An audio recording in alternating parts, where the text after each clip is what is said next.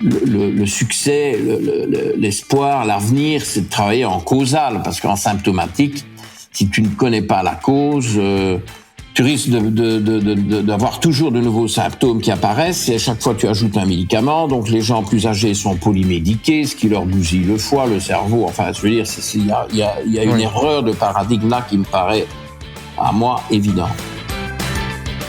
C'est l'inflammation, énorme problème, et qui ne se résout absolument pas en prenant des anti-inflammatoires qui l'aggravent, parce qu'ils ont un effet néfaste sur le tube digestif, et donc ils augmentent, les anti-inflammatoires augmentent l'inflammation. Et les gens doivent se rendre compte de ça. Alors, il y a un soulagement d'une douleur inflammatoire, mais en réalité, le phénomène qui conduit à l'inflammation est exacerbé par ces trucs-là. Donc, oui, traitement aigu, surtout pas traitement chronique. Allez chercher la cause. Salut, bienvenue sur le podcast Génération 120 ans. Je suis Liron Samoun et j'ai un objectif très ambitieux. Vivre jusqu'à 120 ans, en bonne santé et heureux. Qu'on se le dise, c'est challengeant, surtout dans le monde actuel où il devient de plus en plus difficile de prendre soin de soi. C'est pour cela que je vous propose qu'on parte à la rencontre, ensemble, de personnes intéressantes qui ont des choses à nous apprendre pour vivre au maximum de son potentiel, en bonne santé, et ce, sur différents plans. Au niveau de son mental, de son corps, de son environnement et de ses relations sociales. Génération 120 ans est une émission destinée aux personnes ouvertes d'esprit, curieuses et désireuses de vivre leur vie au plus haut niveau de leur potentiel. J'adore découvrir de nouvelles choses qui pourraient améliorer mon quotidien et je fais souvent de belles découvertes que j'ai envie de partager avec vous. Alors c'est parti et bienvenue dans l'émission Génération 120 ans. Je suis avec le docteur Georges Mouton. Bonjour Georges. Bonjour Liron. Bonjour. Je suis vraiment très content de te recevoir dans l'émission Génération 120 ans. Tu es un spécialiste en médecine fonctionnelle et spécialiste surtout dans le microbiote. J'ai vu que tu avais écrit quand même pas mal de bouquins et fait de nombreuses recherches autour de tout ça. Aujourd'hui, dans cet épisode, j'aimerais découvrir avec toi un peu plus le monde de la médecine fonctionnelle. Pour commencer, qu'est-ce que c'est quoi les différences avec la médecine conventionnelle? Et puis ensuite, rentrer dans le vif du sujet avec un sujet qui te passionne, qui est le microbiote, qui est en fait un grand sujet en soi, et qui est aujourd'hui quelque chose, on va dire, à la mode, entre guillemets, alors que toi, tu étais quand même assez précurseur à ce niveau-là. Donc, j'aimerais pouvoir découvrir le rôle du microbiote, le lien entre le microbiote et maladie, les effets de l'environnement et ce que l'on avale sur notre microbiote, et de ce que l'on avale sur notre microbiote, comment avoir un bon microbiote et l'optimiser. Est-ce qu'on peut se soigner en améliorant son microbiote et peut-être terminer avec des perspectives comme, j'en sais rien, la médecine personnalisée appliquée au microbiote et d'autres choses potentielles. Voilà un peu l'idée sur laquelle j'aimerais évoluer. Donc c'est un gros programme en perspective. Mais voilà, je suis très ravi encore une fois de pouvoir discuter avec toi. Est-ce que ça te va tout ça, Georges? Oui, mais d'abord, merci d'avoir pensé à moi pour faire un podcast. Je pense que tes podcasts sont appréciés, mais bon, il va falloir que je me montre à la hauteur de l'événement. Donc, voilà, je suis bien concentré, je suis à jeun, j'ai quand même un petit reste de ma dernière tasse de café de la matinée, de l'eau, donc je pense que je vais survivre. Donc, ok, voilà. Parfait. De toute façon, je t'ai à l'œil, je te surveille. Est-ce que pour commencer, Georges, tu pourrais te présenter auprès de la communauté? Bon alors, j'ai 66 ans, pas encore tout à fait, mais j'y arrive, et je suis né à Port-au-Prince, Haïti, de parents expats. Mon père travaillait pour les Nations Unies et donc, comme ingénieur agronome, il était à Haïti pour développer l'agronomie paysanne, et donc voilà, je suis né là. Ce dont je suis très fier, mais je suis belge de nationalité et luxembourgeois de résidence. Donc je te parle ici de ma maison dans le nord du Luxembourg, au milieu d'un très bel endroit, en pleine nature, dans un parc naturel, et la vue que j'ai ici de ma fenêtre, en plus il fait très beau, est absolument phénoménal, et c'est bien pour ça que j'ai choisi de vivre ici. Donc ça, c'est ma vie privée, on va dire. Ah oui, j'ai un chien et un chat assez exigeants. J'espère qu'ils n'interviendront pas trop. Le chien, c'est Goliath, et le chat, c'est Oxo.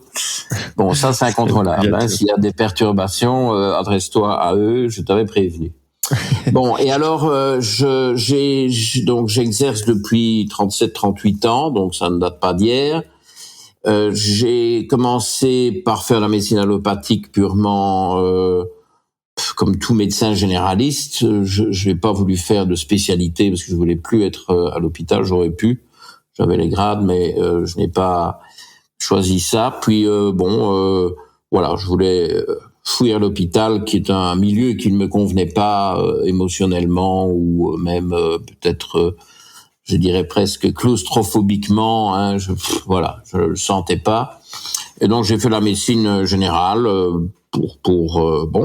Parce que voilà, j'avais envie quand même d'explorer ça. J'ai eu quelques belles satisfactions, puis commencé à tomber dans des échecs de répétition, de devoir faire des antibiothérapies tous les mois, des gosses, etc. Je me suis dit, il y a quand même quelque chose là qui ne colle pas. Pourquoi est-ce que, bon, chez certains, voilà, ça marche, et puis je me souviens d'un cas où tous les mois il y avait une angine que je traitais avec des antibiotiques, puis l'angine revenait un mois après. Bon, et puis là j'ai pensé à faire une prise de sang, et ça a été vraiment le démarrage du schéma thérapeutique que je suis depuis, qui était en fait de la médecine fonctionnelle avant son temps. Et donc là, on parle quand même de la fin des années 1980, donc c'est vieux. Mais alors, j'étais aussi athlète, entraîneur, puis coach, puis dirigeant d'athlétisme, donc ça m'a beaucoup influencé. Donc j'ai fait 15 ans de médecine du sport à fond les manettes, hein, c'est un peu le cas de le dire. Beaucoup de sports individuels, de très haut niveau, des grands sports individuels. Et j'ai dû mettre fin à ça peu après l'affaire Festina. Il y a quand même eu énormément de problèmes pour les médecins. Je ne sais pas comment on peut encore être médecin du sport aujourd'hui. Et de ce que j'entends dire, ils sont un peu dans la bobologie, mais il n'y a plus personne qui ose vraiment faire une médecine du sport à proprement parler, ou alors, on ne sait pas, c'est peut-être un peu derrière le rideau. Donc j'ai changé ma vie après le tournant du siècle, et donc j'ai fait 20 ans à Londres. Et déjà dans les années 90, probablement au milieu des années 90, je mettais médecine fonctionnelle sur ma carte de visite. Et donc, mais ce qui est bien avec la médecine du sport, c'est ça développe l'état d'esprit de champion, comme on voit dans le 4e de couverture de ton livre. Donc voilà, moi c'est un défaut peut-être. Hein. Moi, quand je fais un partenariat en médecine fonctionnelle avec un patient, je veux que ce patient-là devienne le champion de ses objectifs, de sa sphère à lui. Hein. Il n'est pas question ils sont même parfois totalement sédentaires, ce que j'accepte. Je ne suis pas là à les fouetter pour qu'ils se mettent à courir.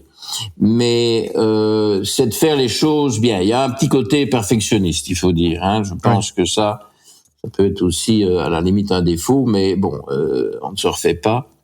Et donc la médecine du sport m'a vraiment appris. En fait, j'ai un peu été formé comme mécano-médical, si on veut, sur des Formule 1, hein, parce que c'était vraiment, je citerai pas de nom, mais c'était assez poussé. Je t'en avais cité un. On avait parlé. C'est pas du troisième ordre. Donc ça, c'est des Formule 1. Et ben j'ai appris sur des Formule 1. Bon, voilà. Et donc je sais des choses depuis que j'applique sur d'autres voitures qui sont tout aussi respectables, mais j'ai appris ces bases-là, et ça a évidemment un impact énorme sur ma pratique aujourd'hui. Mais depuis les années, je sais pas, 95, j'ai l'impression, donc ça fait, il y a pas loin de 30 ans que je mets médecine fonctionnelle sur ma carte de visite. Ok. Et donc, Et donc j'ai fait 20 ans à Londres, à peu près les 20 premières années du siècle, et puis alors Brexit. combiné à pandémie, lockdown. Je suis rentré de Londres juste avant le couvre-feu, le lockdown, vous dites comment, Ouais, le confinement, confinement. hein, juste avant le confinement. Bon, alors je me suis retrouvé confiné ici chez moi à Luxembourg, ce qui était évidemment merveilleux. Je ne demandais pas mieux, j'en avais marre de faire les allers-retours Londres et le Brexit, le bazar. Merci. Et donc voilà, depuis 2 ans, c'est une autre vie ici essentiellement chez moi. Je continue à consulter, beaucoup en visio, mais aussi ceux qui veulent venir, évidemment, sont les bienvenus. Ok. Et alors maintenant, c'est la médecine fonctionnelle pure et dure que je continue de promotionner. Bon voilà, j'ai une société qui s'appelle FunMedDev, Functional Medicine Development, FunMedDev. Ok. Et donc je fais de la promotion de la médecine fonctionnelle et c'est pour ça que j'accepte évidemment avec plaisir ton invitation aujourd'hui. Bon bah parfait. Donc ouais, ton parcours, je vois ton parcours très sympa. Donc tu as fait quand même pas mal de choses. Donc tu as parlé donc de médecine fonctionnelle évidemment. Alors c'est quoi voilà brièvement la médecine fonctionnelle et ça va être quoi la différence avec j'en sais la médecine conventionnelle, la médecine allopathique. Est-ce que la médecine allopathique c'est la médecine conventionnelle? Oui, je pense que Voilà, ok. Donc le qualificatif tout à fait équivalent pour moi, oui. d'accord. Et aussi, peut-être la différence avec la médecine, j'ai entendu, et c'est peut-être pareil que la médecine fonctionnelle, mais la médecine intégrative. Ah, oui, bon, alors un peu de vocabulaire. Oui.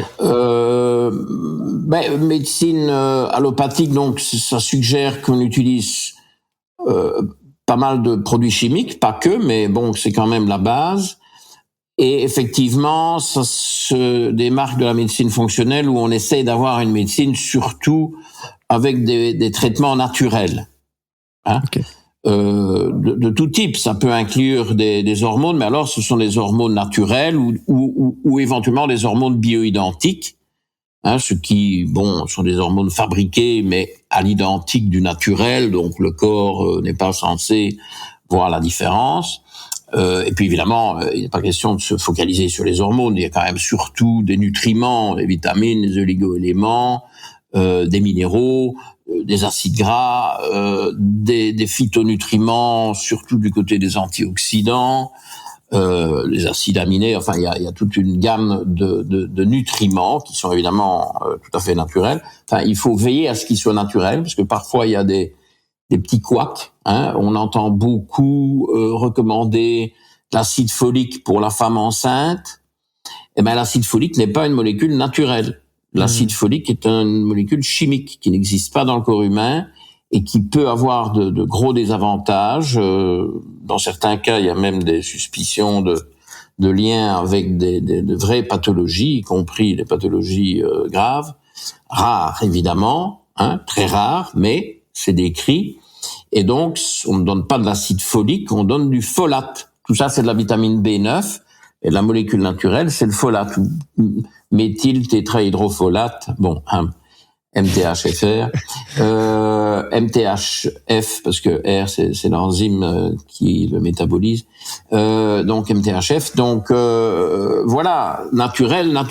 Il faut bien aller chercher dans les détails pour faire une bonne médecine fonctionnelle. Donc, médecine basée sur des traitements naturels, mais qui n'exclut pas un traitement chimique. Bon, il peut m'arriver de prescrire un antibiotique, j'en prescris pas énormément, mais il y a des cas précis. Bon, je suis plus ouvert sur le traitement chimique pour une période courte en aigu, ça se justifie parfaitement. Donc je ne suis pas dans le rejet total de l'allopathie. Et c'est là que tu pourrais éventuellement avancer la notion de médecine intégrative, parce que tu mélanges les deux. Alors je suppose que on pourrait prétendre qu'en médecine intégrative, il y a des allopathes qui commencent à se dire, mince, il y a des trucs naturels qui seraient bien faits. Par exemple, en travaillant sur le microbiote avec des probiotiques, des prébiotiques, des choses comme ça, des enzymes digestifs, que sais-je, et des molécules naturelles, notamment phytothérapeutiques, qui sont antimicrobiennes. Donc un allopathe pourrait dire tiens, je vais me mettre à faire ça. Il fait de la médecine intégrative. Et moi, j'en fais aussi sans nécessairement utiliser le terme parce que j'inclus des traitements allopathiques quand nécessaire. J'ai quelques rares patients sous statine, très peu, mais peut-être vraiment une poignée. Et je me fais attaquer par les médecins naturels à tout cran, qui ne veulent pas en entendre parler. Et je me fais attaquer par les médecins allopathiques qui veulent donner des statines à beaucoup plus de gens que ce que je fais, tu vois. Okay. Donc, c'est pas toujours évident. C'est un équilibre. En gros, la médecine conventionnelle, c'est allopathique, c'est principalement du chimique, pour récapituler. Oui. La médecine fonctionnelle, c'est purement naturel. On cherche des choses naturelles à donner aux patients. Et la médecine intégrative, ça va être les deux mondes. Ça va être la conciliation entre la médecine fonctionnelle et la médecine conventionnelle. Mais dans ma conception de la médecine fonctionnelle, elle est automatiquement un aspect intégratif, mais quand même relativement minimaliste. Oui. Quand il faut, je le fais, mais c'est pas du tout mon premier choix. Tu axes principalement sur le naturel, avant de voir du côté de la médecine conventionnelle. Oui. Alors il y a une autre énorme différence. Alors là, c'est énorme. Enfin, il y en a même probablement deux autres sur lesquels je vais insister. Je ne donne jamais deux fois la même définition de la médecine fonctionnelle, donc j'improvise ici. Mais bon, il y a un truc qui est évident, c'est qu'en médecine allopathique, on est plutôt dans le symptomatique, et en médecine fonctionnelle, on est obsédé par le causal. On cherche la cause, et puis on soigne la cause. Bon, on peut essayer de soulager le symptôme, mais je t'avoue que moi, ça ne m'intéresse même pas. Je suis pas attiré par soigner le symptôme, parce que je me dis que si je soigne la cause, le symptôme va disparaître. Alors, ça pourrait parfois être un peu critiquable parce que je suppose que j'ai des gens qui ne vont pas mieux du jour au lendemain, où il faut quelques semaines, pas des siècles, mais quelques semaines, certainement un mois ou deux. Et puis alors parfois c'est encore un peu plus laborieux parce que peut-être que mon traitement doit être amélioré. Et donc vu que je ne suis pas dans le symptomatique, leurs symptômes ils sont toujours là au début, et puis ils s'atténuent, et puis finalement, si on a bien travaillé, ils disparaissent. Donc il faut quand même un peu de patience, mais évidemment, ce sont des patients, vous pas. Bon, et donc moi je pense que ça c'est absolument fondamental. Je pense que c'est une catastrophe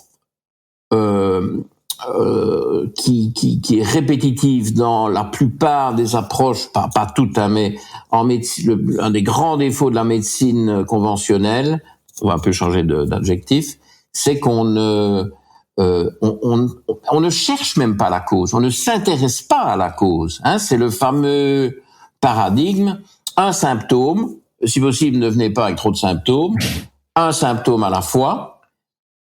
En Angleterre, ils ont le NHS est tellement submergé qu'il y a des affiches. Ça, je te parle de visu, d'expérience. Il y a des affiches dans les salles d'attente. Un rendez-vous, c'est 7 minutes. Ils donnent un symptôme. Ils peuvent pas présenter deux problèmes. D'accord. Alors que le patient, il ne sait pas si ces problèmes sont liés ou pas. Donc, ils doivent choisir. Ah non, ça vous revenez, vous prenez un autre rendez-vous. Donc, un symptôme. Un diagnostic, avec cette espèce d'obsession du diagnostic de la médecine conventionnelle que je réfute, parce que mettre une étiquette, un mot là-dessus, parfois, évidemment, ça coule de source, mais dans les cas complexes, chroniques, etc., qui est essentiellement ce que je vois, moi, un diagnostic, Dr Mouton, c'est quoi votre diagnostic? Écoutez, moi j'ai pas de diagnostic. Il y a plein de trucs qui dysfonctionnent, médecine fonctionnelle, ça dysfonctionne. Donc on va régler tout ça un par un, et tous en même temps, idéalement, de front. Alors un diagnostic, moi j'ai pas de diagnostic. Ceci dit, il y a des gens qui ont une thyroïdite auto-immune, qui ont une pathologie bien définie, qui est reconnu par tout médecin, et moi y compris. Mais je trouve qu'il ne faut pas se limiter à ça. Et donc, un symptôme, un diagnostic, un médicament chimique. Ça c'est une illusion. Ce n'est pas du tout la vie réelle, ça. C'est un paradigme créé toute pièce pour rendre la vie du médecin plus facile, mais ça n'aide pas beaucoup le patient. Sauf peut-être dans certains. Bon, oui, on a une angine blanche, comme on dit. On a mal à la gorge, on regarde dans la gorge, il y a des plaques blanches. Bon, on donne de la pénicilline. 3 jours après, on est guéri. Bon, ça je veux bien, mais bon, forcément, ça, ce sont des choses qui restent vraies de nos jours, quoique je crois qu'il y a moins d'angine blanche que dans le temps, on ne sait pas pourquoi. J'ai appris ça avec la pandémie. Apparemment, la niche écologique du streptocoque, voire du staphylocoque, a été envahi par le coronavirus, et ce n'est plus tout à fait la même clinique qui a un certain nombre d'années. Enfin bref.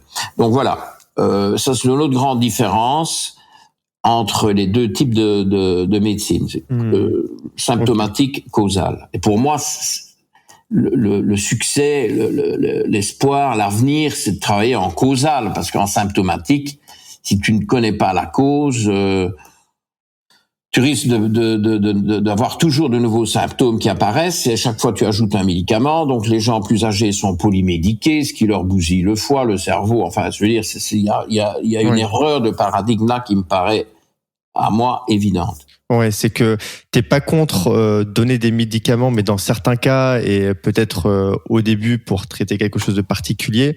Mais l'idéal, c'est vraiment d'avoir une approche holistique et de voir les choses comment on peut faire de façon globale pour améliorer le symptôme en soignant la cause, en trouvant la cause. Oui, exactement. Et en fait, j'ai un très bon exemple qui me vient à l'esprit. Il y a un médicament miracle qui est disponible depuis pas mal de temps, mais que je n'avais pas à ma disposition quand j'ai commencé à pratiquer. Donc, c'est apparu, j'aurais du mal à me dire quand, mais il y a plus de 20 ans, je dirais, pour soigner les ulcères gastriques ou duodénales, et qui sont les inhibiteurs de pompe à protons, les fameux IPP, oméprazole, tous les machins qui se terminent par prazole. Bon, voilà, c'est des IPP. Alors, c'est un médicament miraculeux qui guérit l'immense majorité des ulcères en 1 mois ou 2. En général, on prescrit 2 mois, on vérifie, l'ulcère est guéri. Donc ça, c'est un médicament génial. Et quand c'est arrivé, c'était une révolution. Parce qu'il y avait des ulcères, on avait toutes les peines du monde à les guérir. On disait que c'était le stress, et puis on a parlé d'une bactérie, Helicobacter pylori, etc. Toujours est-il que le médicament, boum, l'ulcère est guéri, parce que le médicament stoppe la production d'acide gastrique, et donc la plaie, qui est béante, qui est vraiment un ulcère. Je crois que les gens comprennent le terme, parce qu'on peut avoir des ulcères aux jambes, qui sont apparents, qui sont au niveau de la peau. Et donc la plaie, si on veut, qui est interne évidemment, estomac, duodénum, guérit. Mais ce médicament aujourd'hui fait l'objet d'abus invraisemblables à mes yeux, parce que comme il supprime l'acide gastrique, il le décapite. Tous les gens qui ont ce qu'on appelle le brûlant, en termes vulgaires, le reflux gastro-œsophagien avec donc des remontées acides, il y a tout un tas de symptômes qui peuvent aller jusque là, tout d'ailleurs, parce que quand ça remonte, ça peut irriter aussi les voies respiratoires, et donc c'est l'acidité. Voilà, les gens se souffrent d'acidité. On leur donne des IPP, des inhibiteurs de pompe à protons, et donc on soigne le symptôme. Et ça marche évidemment. S'il y a plus d'acide, il n'y a pas d'acidité. Le problème, c'est que si l'estomac sécrète de l'acide, c'est pour quelque chose, c'est pas là par erreur. Oui. Il n'y a pas beaucoup d'erreurs dans notre construction humaine. Et il n'y en a pas du tout probablement, parce que ça s'est affiné, ça remonte loin, et donc la machine, pour moi, est absolument parfaite. Il faut donc la la respecter et pas l'agresser. Et donc, si on a de l'acide gastrique, c'est parce que c'est indispensable pour bien digérer et pour justement, ça nous rapproche un petit peu du microbiote pour tuer les envahisseurs, les levures, les bactéries pathogènes, etc. L'acide gastrique est indispensable. Si on ne filtre pas, on est envahi de tout ce qui a poussé sur la nourriture, qui évidemment n'est en rien stérile.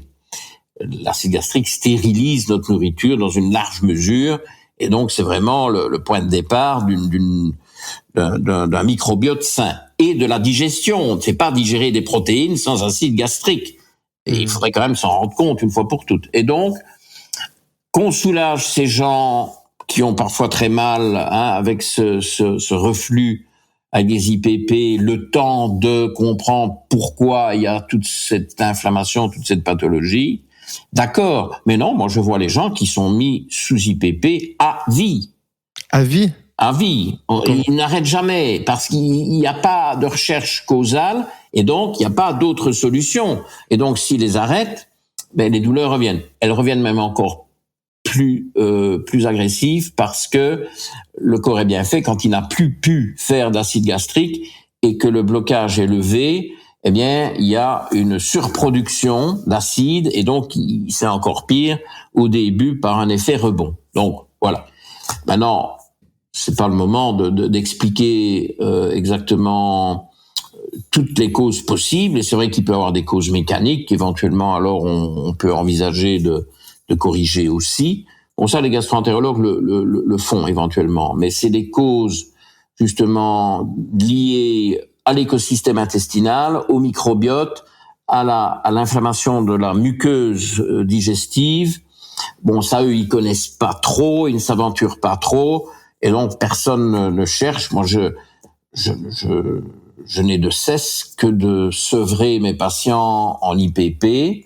Mais il faut mettre en place des corrections, et notamment, il faut qu'ils mangent quelque chose qui leur convient, parce que la première cause de ces IPP, c'est des gens qui mangent des aliments qu'ils ne devraient jamais manger. Des intolérants au lactose qui consomment des produits laitiers bourrés de lactose, ou des gens qui ont des problèmes avec, par exemple, le gluten et qui persistent à manger du gluten. Mais évidemment, ça va jamais se régler. Il faut faire des changements alimentaires, lesquels, bon, il n'y a aucune règle, il faut chercher et faire une approche individuelle. Et ça, c'est la deuxième, donc je suis retombé sur mes pattes quand même, après une longue circonvolution.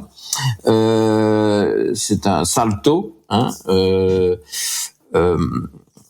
même arrière, je dirais, parce que il était temps que j'y vienne. Médecine fonctionnelle, personnalisation, individualisation des traitements. Ok. Donc, médecine fonctionnelle personnalisée. C'est pour ça, du coup, aujourd'hui, pourquoi la médecine conventionnelle n'intègre pas cette facette-là? Est-ce que c'est parce que ça prendrait trop de temps? Alors, c'est intéressant comme question, et j'ai une réflexion là qui évolue, parce que il y a vraiment, dans la médecine conventionnelle, deux extrêmes qui existent aujourd'hui, qui coexistent aujourd'hui. C'est assez fascinant. Il y a toutes les pathologies courantes, etc. C'est vraiment, on va faire un peu du franglais si tu veux bien, c'est vraiment du box ticking, c'est cocher des cases.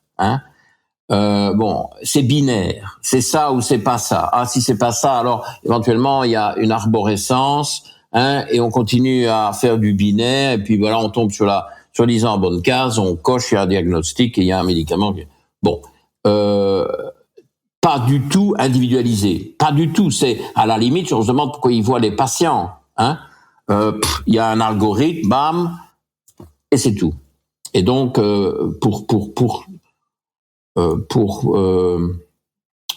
comme exemple de manque d'individualisation, je crois qu'on fait pas mieux. Ces protocoles. Le protocole, c'est le mot. Bon, j'ai quand même beaucoup enseigné. Au cours des dernières décennies, bon, moins dans les dernières années, parce que j'essaie de rester un peu plus chez moi, mais beaucoup de conférences, surtout les professionnels de la santé. Et quand on me demandait à la fin, Oui, mais docteur Mouton, c'est quoi votre protocole pour? Alors là, c'est que j'avais vraiment soit foiré ma conférence, soit j'avais affaire à des abrutis et je les jetais dehors. Enfin bon, entre guillemets, parce que je n'ai jamais fait ça non plus, mais j'étais très fâché. Donc protocole pour moi est un mot prohibé. Ça me rend vraiment fou parce que ça implique qu'il y a quelque chose de répétitif. Donc, si vous voulez, on explique pendant 2 heures un sujet, et puis à la fin, les gens, ils veulent pas réfléchir, ils veulent pas utiliser ce qu'ils ont appris, ils veulent quand même un protocole, comme ça, c'est bien. Mais ça, c'est parce qu'ils ont été complètement formatés à l'envers. Le médecin ne doit pas réfléchir comme ça. Moi, j'ai fait 7 ans de bac plus 7, donc comme j'ai dit, j'ai pas voulu faire de spécialisation. Là, ça peut aller dans bac plus 11, 12 et le reste. Et donc, est-ce que tu t'imagines la quantité de choses qu'on absorbe, qu'on apprend, et c'est très bien, mais pour finalement appliquer des protocoles qui te sont imposés, entre guillemets. Et avec la pandémie, il y a eu de ça. Il y avait un protocole où c'était presque une absence de protocole. Et donc les médecins qui avaient peut-être leur façon de voir les choses, etc., à la limite, ils pouvaient pas, ou ils le faisaient en douce. Ça, c'est justement le vers où on arrive quand on fait le culte du protocole, alors que moi, je fais l'autodafé des protocoles. On peut entasser les protocoles et y mettre le feu et s'en débarrasser. Donc ça, c'est le manque de personnalisation. Mais et alors un exemple où c'est très frappant et qui ne fait que s'amplifier de mois en mois. Et je trouve ça très bien. C'est que par exemple dans les approches de cancer du sein, on va de plus en plus vers un traitement hautement personnalisé d'un cancer du sein donné. Alors évidemment, c'est une maladie grave, potentiellement mortelle. Donc ça excite plus. Ce qui excite aussi, c'est que les médicaments sont très chers, que donc il y a d'énormes enjeux financiers derrière, à mon avis. Mais enfin, en tout cas, la démarche, elle va dans la personnalisation. Donc la médecine conventionnelle, elle peut personnaliser, si elle veut. Elle peut, mais voilà, encore une fois, c'est manque de temps et c'est aussi peut-être la question de facilité aussi, c'est se dire c'est rassurant. On a transformé les médecins en machines qui font beaucoup de paperasse, qui doivent voir les patients rapidement. Mais tous ces aspects-là, mais qu'on le confie à des ordinateurs. Tu vois, et avec l'intelligence artificielle sur laquelle je ne m'avancerai pas parce que je pense que je suis particulièrement nul et que j'ai affaire ici à quelqu'un qui s'y connaît, me semble-t-il. Mais je veux dire, ces ordinateurs vont faire le job. Alors je sais pas qu'on mette des ordinateurs et que le médecin soit là, tienne la main du patient et lui demande quelles sont ses émotions positives et négatives, ou leur fasse lire ton livre, ça oui. Mais je veux dire, pour que le médecin se mêle d'appliquer un protocole, quelle est la valeur ajoutée humaine du médecin, de ses études qui sont quand même longues, et de sa carrière et de son expérience. Qu'on m'explique. C'est dommage, quoi. Il y a un côté, c'est dommage. C'est aberrant. Les médecins sont parmi, pas exclusivement, mais sont parmi les gens qui ont les formations les plus longues et à qui on fait absorber la plus grande quantité de matière, parce que c'est quand même, d'ailleurs, moi j'ai toujours dit qu'apparemment on les sélectionnait plus sur la mémoire que sur l'intelligence, ce qui moi me dérange. La mémoire, c'est bien joli ça, maintenant qu'il y a des ordinateurs. Enfin, à l'époque, il n'y avait pas d'ordinateur quand j'ai fait mes études, je peux te dire. S'il y avait des ordinateurs IBM, mais on n'avait pas accès. C'est pas la même chose. Mais donc, c'est dommage que ce soit la mémoire qui soit la plus importante. Il faudrait que ce soit l'observation. La curiosité. Oui. L'interrogation. Oui. Et puis alors, il faut évidemment se tenir aussi un peu à jour, lire des actualités scientifiques, etc. Et pas que celles proposées par les firmes pharmaceutiques, parce que ces mises à jour là, ces updates là pour refaire du franc anglais sont quand même extrêmement biaisé, étant donné qu'il y a des conflits d'intérêts gigantesques. Hein. C'est quand même... Bon, les conflits d'intérêts atteignent tout dans tout. Hein. Il n'y a aucune exception aux conflits d'intérêts. Mais évidemment, plus il y a d'argent en jeu, plus ils peuvent être lourds. Et il y a quand même beaucoup plus d'argent en jeu dans la médecine conventionnelle que dans la médecine fonctionnelle. Hein. Oui. Donc, plus il y en a, plus c'est un problème épineux. Moi, j'essaie dans mes vidéos, parce que j'ai à peu près 120 vidéos sur ma chaîne YouTube, des petites vidéos d'une petite demi-heure.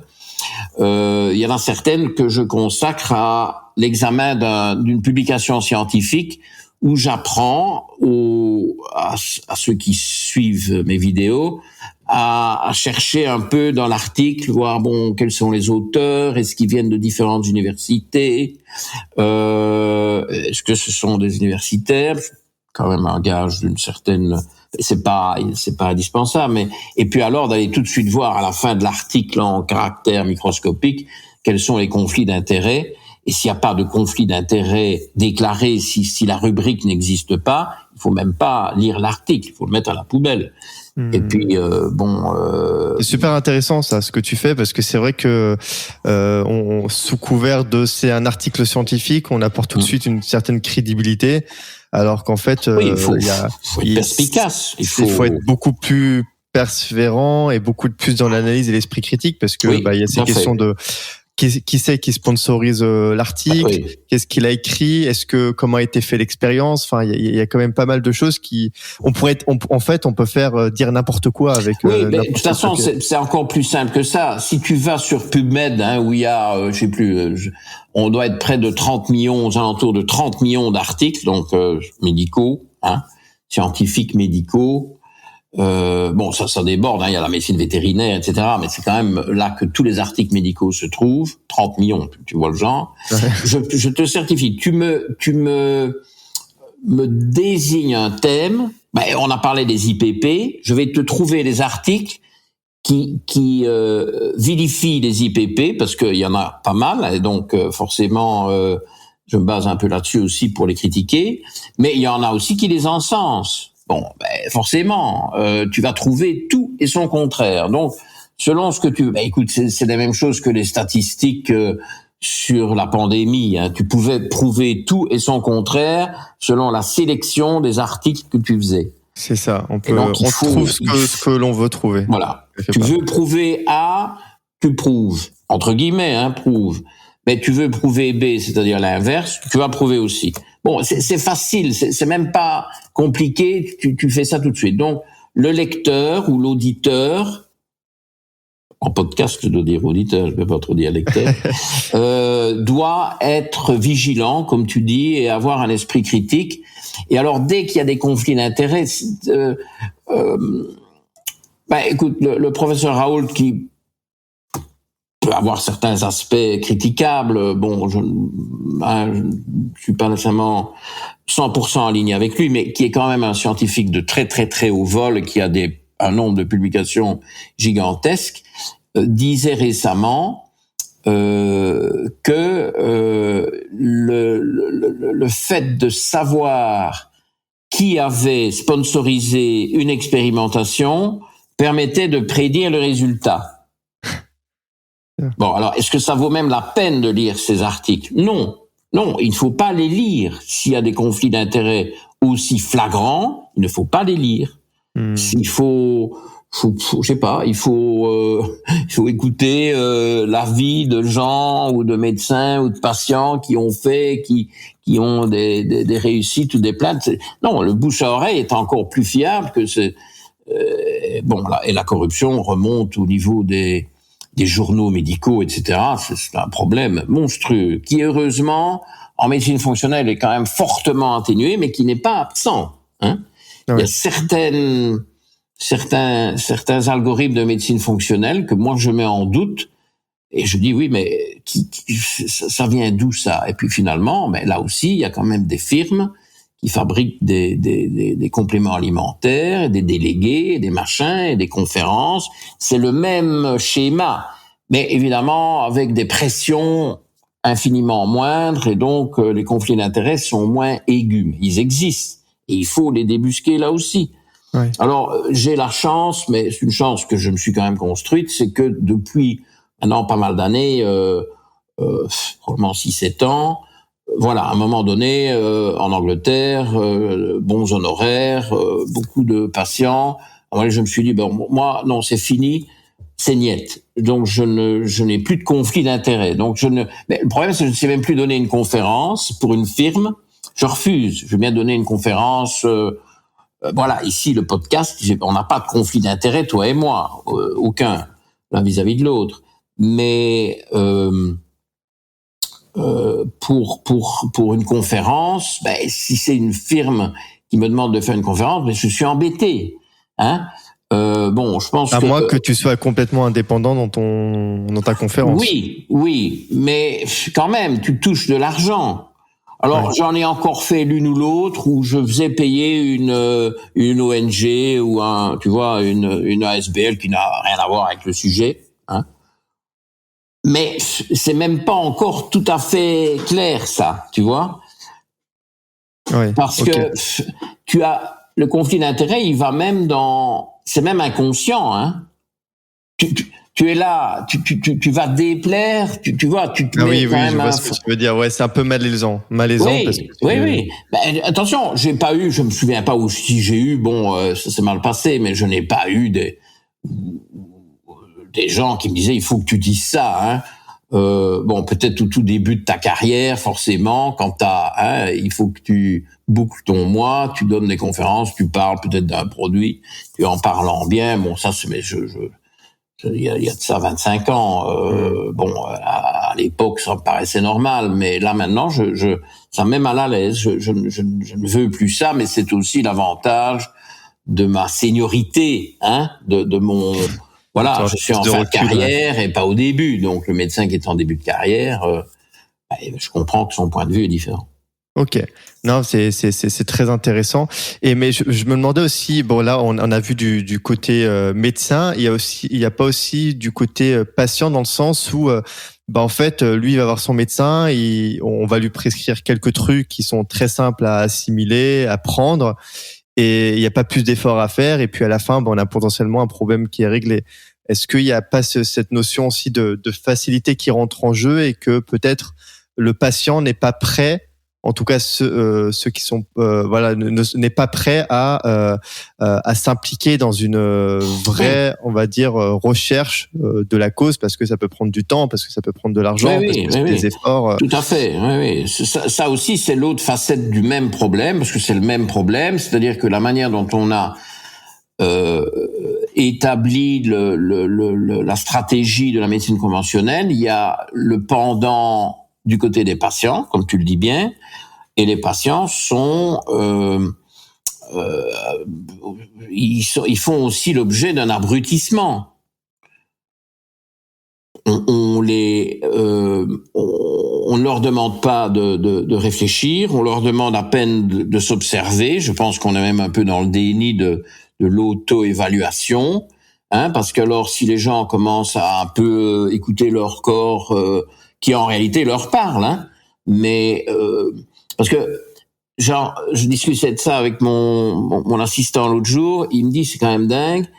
Il a parfois les gens, ils expliquent un peu ce qu'ils ont pour les orienter, parce que bon, moi je travaille aussi avec des médecins que j'ai formés, vu que je suis quand même plus que débordé moi-même. Donc on travaille en équipe, et alors pour choisir le collaborateur qui convient mieux, il essaie d'avoir un petit peu d'éléments comme ça basiques pour savoir s'il y a un médecin qui conviendrait mieux ou une collègue qui conviendrait mieux que l'autre.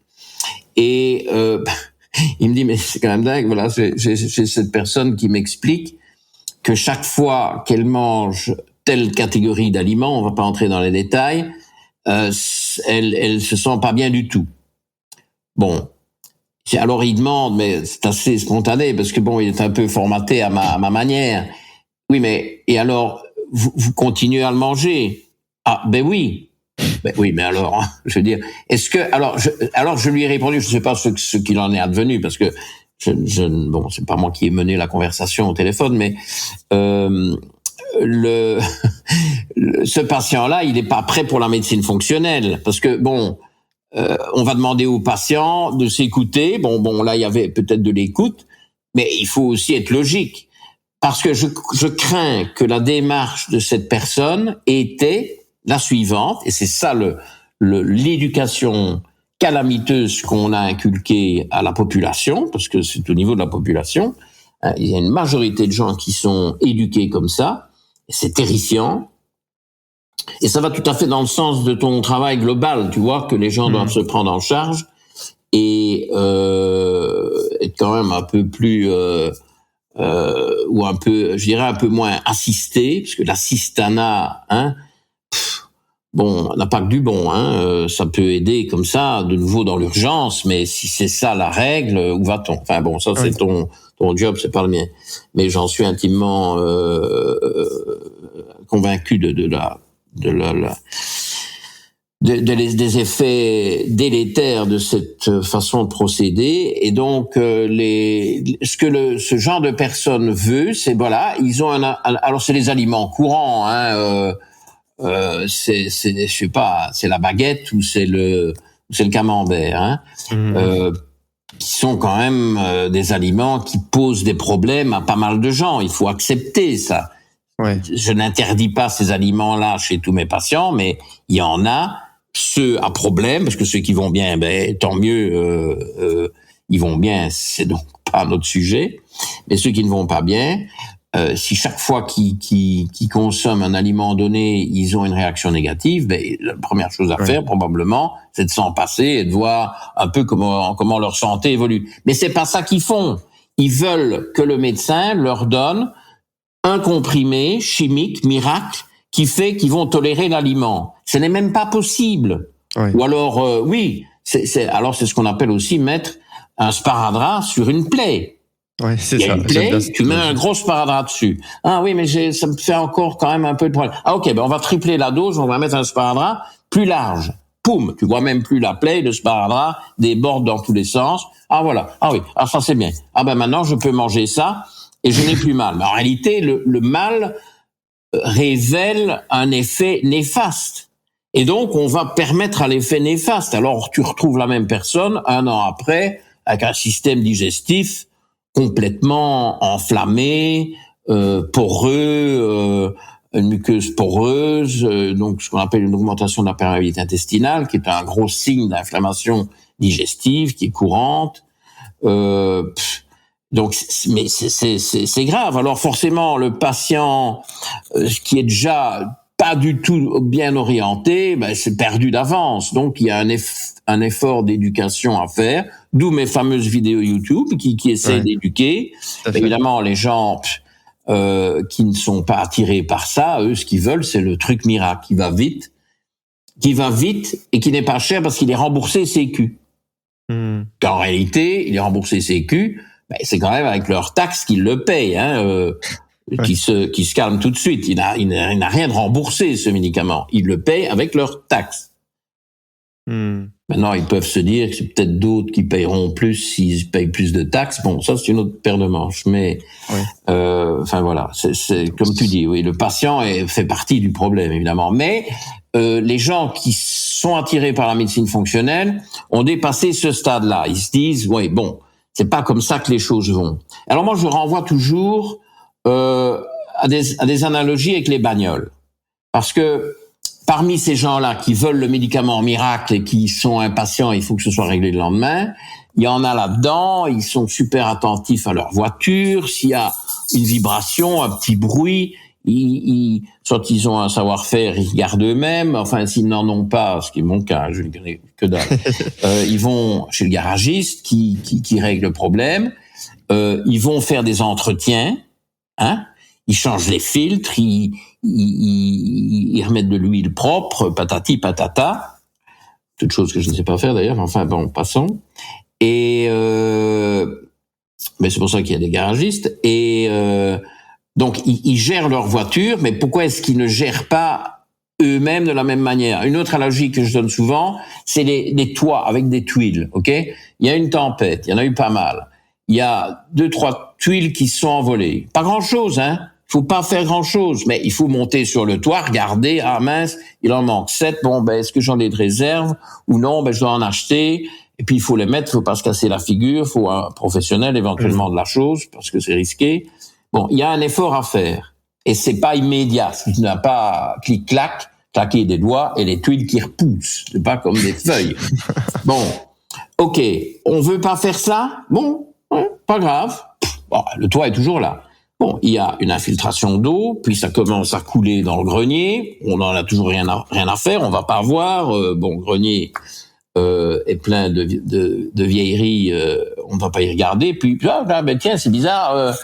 Mon gosse a un problème respiratoire. Dans le coin du plafond, c'est tout noir. Il y a des moisissures. Ben, voilà. Donc, tu as commencé avec 3 tuiles qui manquaient, puis tu te retrouves avec des pathologies. Parce que l'eau s'est infiltrée, et puis l'eau, ben, elle coulera toujours plus bas, hein. Puis finalement, tu auras de l'eau dans les caves si tu pousses l'analogie très loin. Ok. Donc, les gens, ça, ils comprennent. Mais, bizarrement, pour eux-mêmes, pour leur santé, ils ont pas l'air de comprendre. Et c'est les mêmes personnes. Ouais, c'est peut-être Comment la difficulté ça, toi? je sais pas, je me demande, est-ce que c'est peut-être la difficulté à se projeter, à se dire bon bah de toute façon là ça va, j'attendrai que si ça va pas, je vais consulter à ce moment-là. Est-ce que c'est aussi une question de en fait on est tellement pris par la vie que faire des efforts en plus on procrastine un peu. Oui, mais il faut faire attention. Pour moi, il faut faire attention aux petites plaintes qu'on peut régler notamment par une approche de médecine fonctionnelle et parfois par des choses simples. Des petits changements alimentaires peuvent déjà régler pas mal de choses. Je te reparlerai de l'alimentation quand on va parler du microbiote. Et c'est à ce moment-là qu'il faut intervenir, plutôt que d'attendre de grosses plaintes qui vont appeler des gros médicaments, qui ont des effets secondaires, qui vont éventuellement appeler d'autres médicaments pour compenser les effets secondaires. Ben là, on est parti pour le grand délire. Donc, il faut intervenir tôt assez, et c'est pour ça qu'il faut que les gens puissent s'adresser à leur médecin traitant avec des petites plaintes et ne pas se faire remballer. Ouais, ça c'est Ils se font remballer avec des petites plaintes. Ouais. S'il n'y a pas un médicament qui peut gérer la plainte, on leur dit, oh, c'est pas grave, mais bon, vous allez avoir les vacances, ça a été stressant, vous en faites beaucoup, il faudrait peut-être se reposer un peu.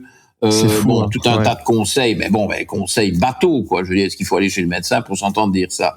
Je ne crois pas. C'est tellement courant, là, ce que tu dis, c'est tellement courant. Oui. Enfin, moi, quand j'ai déménagé, là, sur Marseille, que justement, je cherchais un médecin, je sais pas, tous les médecins que j'ai rencontrés, enfin, j'en ai pas eu beaucoup, mais, c'était un peu cette approche-là. Et puis, même dans le passé, même avec des personnes avec qui je discute autour de moi, c'est souvent des conseils bateaux, ou alors tiens, prends un Doliprane et après ça passera. Oui, Doliprane. Ou alors éventuellement tiens, va faire quelques examens supplémentaires.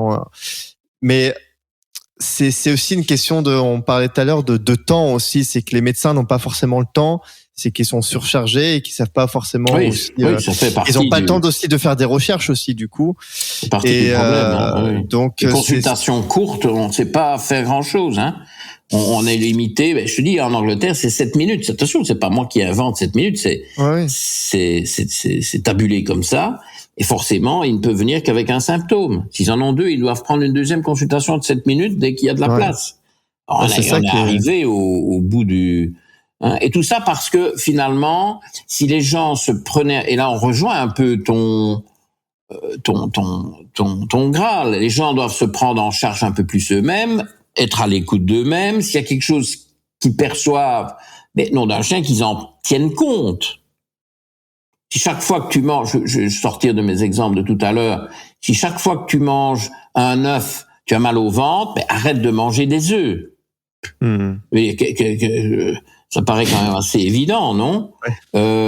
Puis alors, peut-être, je ne sais pas moi, 6 mois après, tu dis, tiens, je vais un peu réessayer, et tu vois. Donc, ça, les gens peuvent déjà faire une partie du chemin, et être logique avec eux-mêmes, et puis être prêts à quand même s'investir. Alors là, il y a des aspects financiers, c'est un de gros problèmes, parce que la médecine fonctionnelle, bon, elle recoupe quand même la médecine conventionnelle, donc il y a des choses qui sont remboursées, notamment des analyses qui seront remboursées, mais probablement pas tout, parce qu'on va plus loin en médecine fonctionnelle, notamment quand on fait des analyses de microbiote. Quoique, il y a quand même des coprocultures qui sont remboursées en France, alors que je pense que c'est pas le cas en Belgique. Tout n'est pas mauvais, hein, mais il faut que les médecins aient aussi envie d'accompagner les patients sur ces chemins-là, hein, et bon, certains ont cette ouverture d'esprit et trouvent ça intéressant, mais c'est une minorité. Et puis bon, les pauvres, s'ils sont, il y a quand même beaucoup de médecins qui sont surmenés, plus ou moins en dépression eux-mêmes, etc. Qu'est-ce que tu veux qu'ils fassent encore de bon, hein? Non, il y a vraiment d'énormes problèmes. Mais bon. Ouais, c'est un système, en fait. Mais moi, je suis toujours un optimiste. Je me dis, bon, ben, c'est rien. S'il y a une petite niche de gens qui vont mieux, avec une approche différente, plus causale, plus holistique, plus naturelle, ben, ceux-là vont donner l'exemple aux autres, hein. Et il peut y avoir un cercle vertueux qui s'amorce et qui finit par faire changer les choses. C'est les patients qui feront changer le paradigme conventionnel, hein. C'est pas les médecins, hein. Les médecins, d'abord, comme tu dis, ils ont pas le temps, ils connaissent pas, et il y a d'immenses conflits d'intérêts derrière qui bloquent toute évolution, hein. Parce que je peux dire que les conflits d'intérêts touchent aussi les ordres médicaux, hein, qui décapitent toutes les têtes qui dépassent, hein. Ah oui, d'accord, à ce point-là. Ah, bah oui. Et très vite.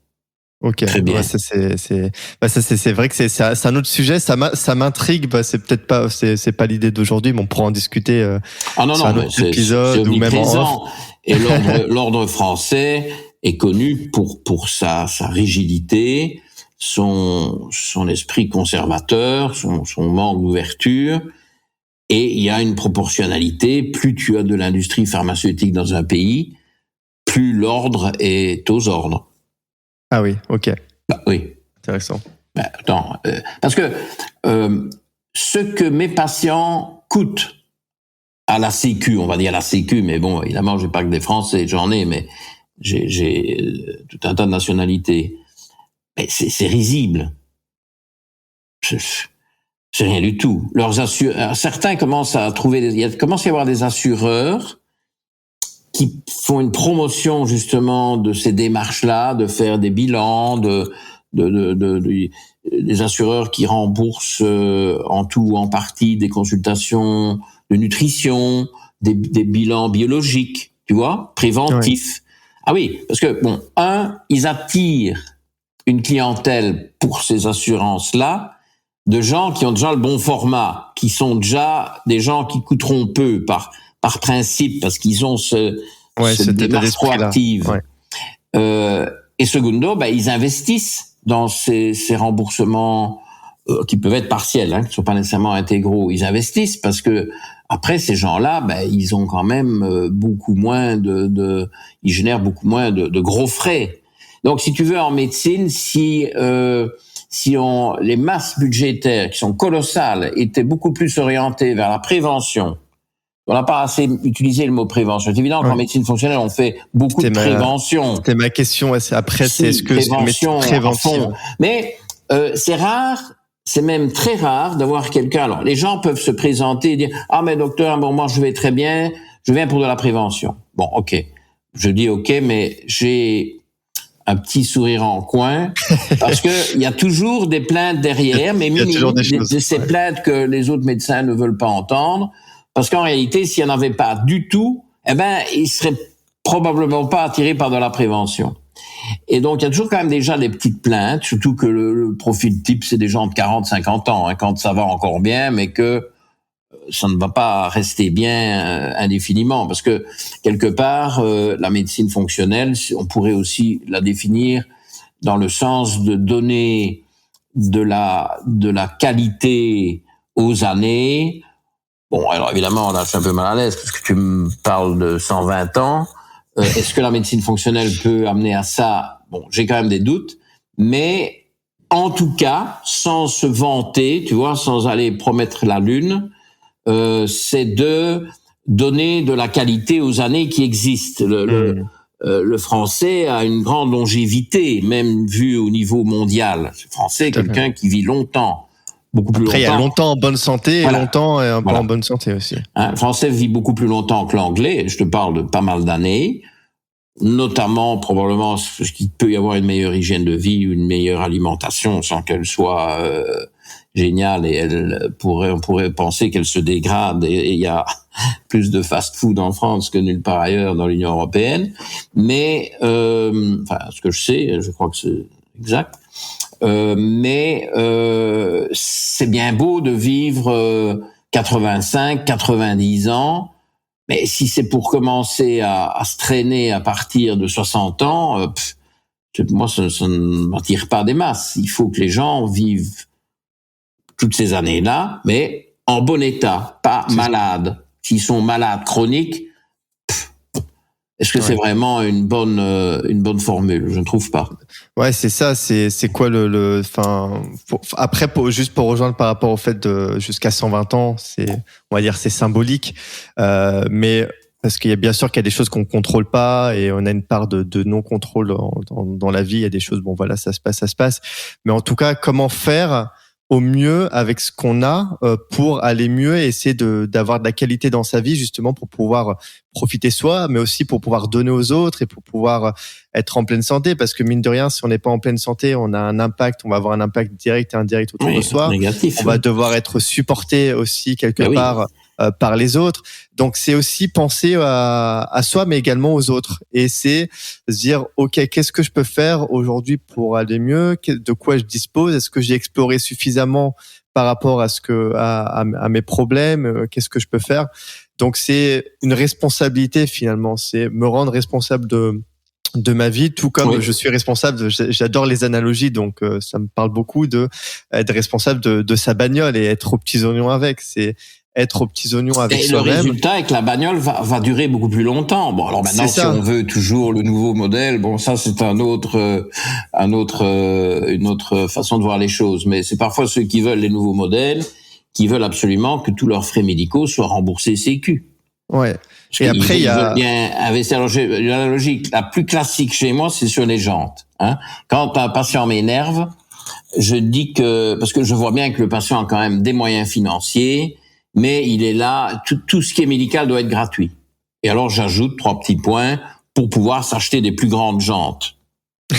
De pneus, tu vois, les jantes de pneus. Ouais, bien sûr, tout à fait.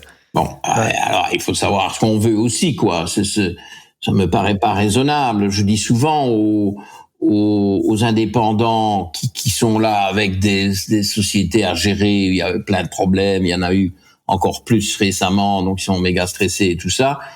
Et qui parfois rechignent à faire des efforts pour leur propre santé. Je dis mes minutes. Alors c'est le terme anglais asset en anglais, A2SET. Votre bien le plus précieux dans votre société. On parle de la société, on n'est pas dans la vie privée. Vous savez quoi? C'est vous. Ouais. Parce que sans vous, il y a la société finie. Et je dis quoi? Et vous mettez quel effort, vous consacrez combien de temps à vous par rapport à la société, alors que si vous vous foirez, sans parler des personnes alors qui sont dans la société, vous avez une responsabilité vis-à-vis de ces personnes. Qu'est-ce que vous en faites? Ouais, c'est ça. C'est très pertinent. Et puis aussi c'est une idée qui plaît pas forcément, mais en tout cas j'ai cette opinion-là. C'est quelque part aussi les personnes vont être identifiées à leur état de santé.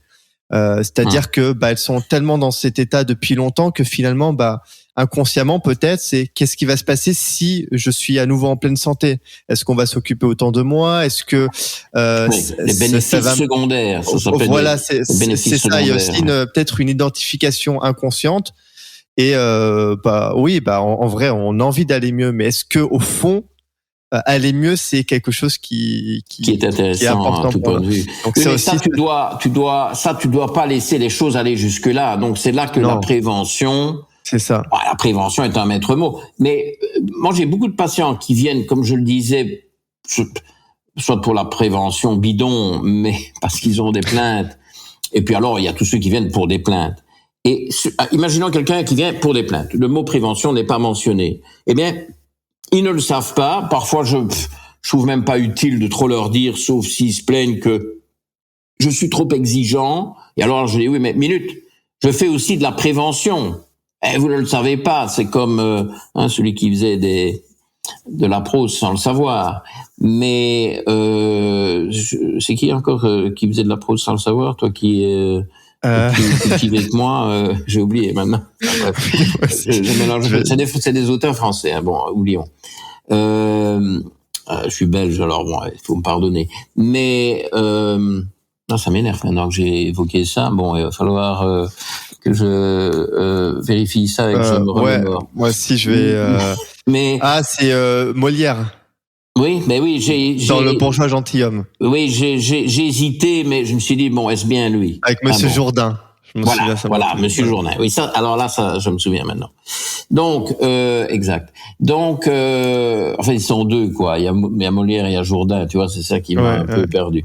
Donc, je dis non. Il y a de la prévention. Alors, je peux expliquer, hein. Mais de toute façon, toute action de médecine fonctionnelle va avoir un effet préventif parce que si tu règles les causes, tu crées un fonctionnement de l'organisme qui est plus sain et qui va diminuer les risques de maladies dégénératives. Hein.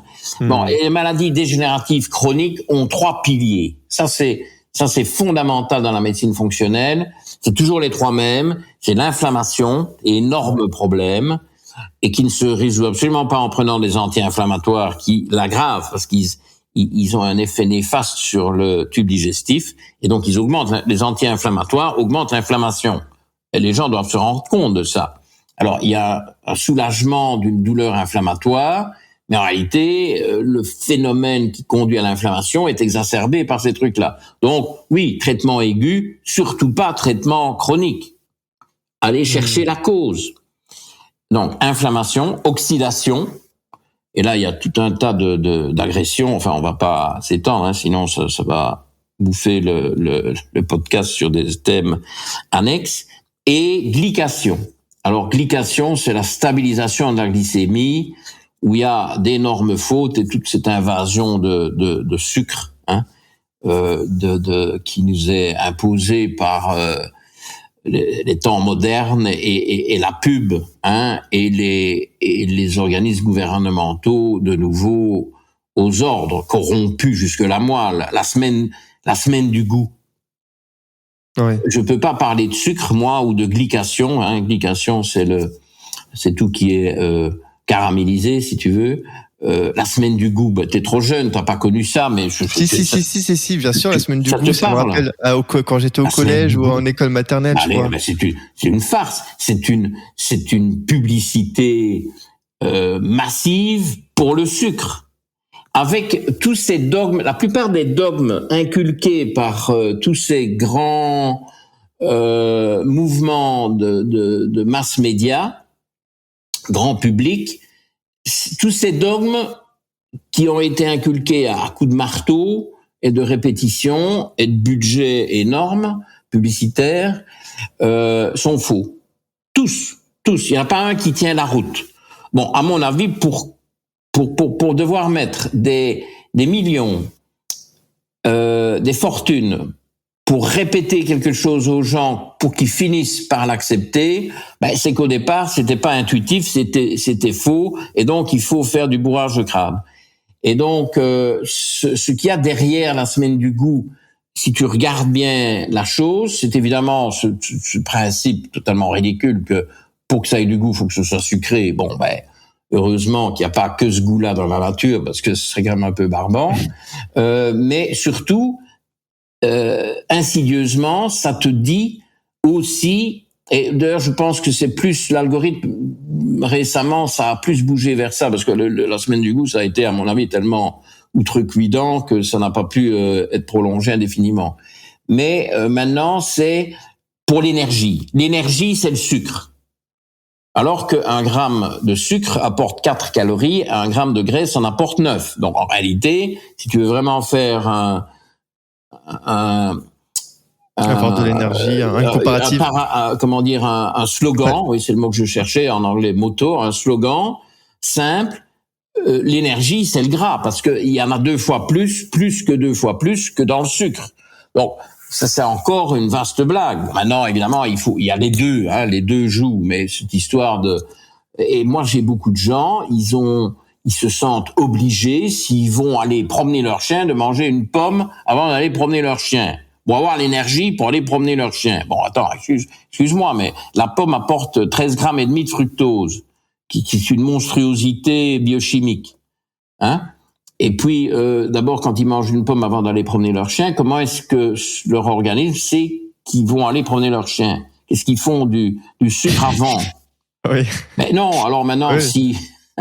S'ils vont promener 5 chiens simultanément et qu'ils ne se querellent pas, etc. Alors là, ça peut commencer à devenir... Et qu'ils veulent manger quelque chose après parce qu'ils ont dépensé de l'énergie et finalement, c'était quand même assez fatigant. Et un chien qui s'est tiré, il a fallu courir après. Il y a des côtes, c'est un terrain accidenté. OK, ben, ils mangent quelque chose après. Ils ont faim, ils mangent quelque chose après. Mais avant, c'est déjà une aberration, tu vois. Donc, et alors les gens sont tout fiers de dire bah écoutez, bon, j'ai pas été manger un pain au chocolat, j'ai mangé une pomme, docteur. Vous savez que la pomme éloigne le médecin, comme le proverbe anglais le dit très mal. Voilà. Et donc, la pomme, c'est équivalent du pain au chocolat en termes de sucre, par exemple. C'est énorme. Oui, pourquoi? Parce que c'est une pomme dégénérée. C'est un organisme génétiquement modifié qui ne dit pas son nom. C'est une sélection pour que ce soit de plus en plus sucré. C'est les fameuses Golden Delicious qui sont apparues dans les années, je sais plus moi, 70 ou tu as connu ça, Golden Delicious. C'est intéressant ça. Ah ben oui, alors c'est vrai que c'est contre-intuitif parce qu'on se dit qu'on va manger une pomme, c'est un fruit, c'est peut-être ça va nous garder. Ouais, c'est vrai tu la remplaces par 27 fruits de la passion pour avoir la même quantité de fructose. Ah oui. Alors, est-ce que tu vas arriver à bouffer 27 fruits de la passion? 14 abricots. Est-ce que tu vas t'enfiler 14 abricots? Ben non, la pomme, oui, mais ça, en plus, la pomme, c'est bien. Alors, il y a des choses intéressantes. Il y a la pectine dans la peau de la pomme, si elle est bio, parce que sinon, la peau de la pomme, c'est plus de pesticides que de pectine. Mais bon, il y a des choses intéressantes. Mais je veux dire, s'il faut se farcir, allez manger des pommes sauvages. C'est 1 gramme de fructose, la pomme sauvage. Et la pomme moderne, c'est 13,5. Alors, comment la trouve la pomme sauvage? Il y en a? On peut en acheter? Oui, il y en a. Okay, mais c'est aigre, hein. Les gens ne veulent pas ça, hein. Les gens veulent des trucs sympas. Alors, il y a toute une approche de médecine, soi-disant nutritionnelle, fonctionnelle, sympa, une approche diététique là ou naturopathique. Bon, un truc qui paraît bien, médical ou paramédical, et où un des principes de base, et là on retombe dans la Sistana dont on parlait tout à l'heure, où un des principes de base, c'est précisément de ne pas brusquer le patient. Tu vois, il faut pas être trop exigeant, le patient ne doit pas être frustré. Il faut surtout pas, surtout pas frustrer le patient. Tu vois? Oui. Minute. Si le patient ne fait que des conneries, tu vas pas quand même lui dire, tu vas pas il faut quand même à un moment donné lui dire, écoutez, non, c'est pas comme ça. Vous venez, vous payez mes honoraires, c'est pour écouter un avis d'expert. Il faut être prêt à changer des choses. Tu vois? Et là, tu es proche de l'histoire de la Sistana. Hein. Là, il faut surtout pas. Alors bon, en période de crise ou quelqu'un qui est vraiment dans un mal-être profond, etc., tu dois être prudent, tu dois pas les prendre de front. Bon, mais ça, ce sont des cas quand même. C'est pas c'est plus l'exception que la règle. Donc il faut une approche psychologique, mais une fois qu'il s'agit parce que tu veux parler du microbiote.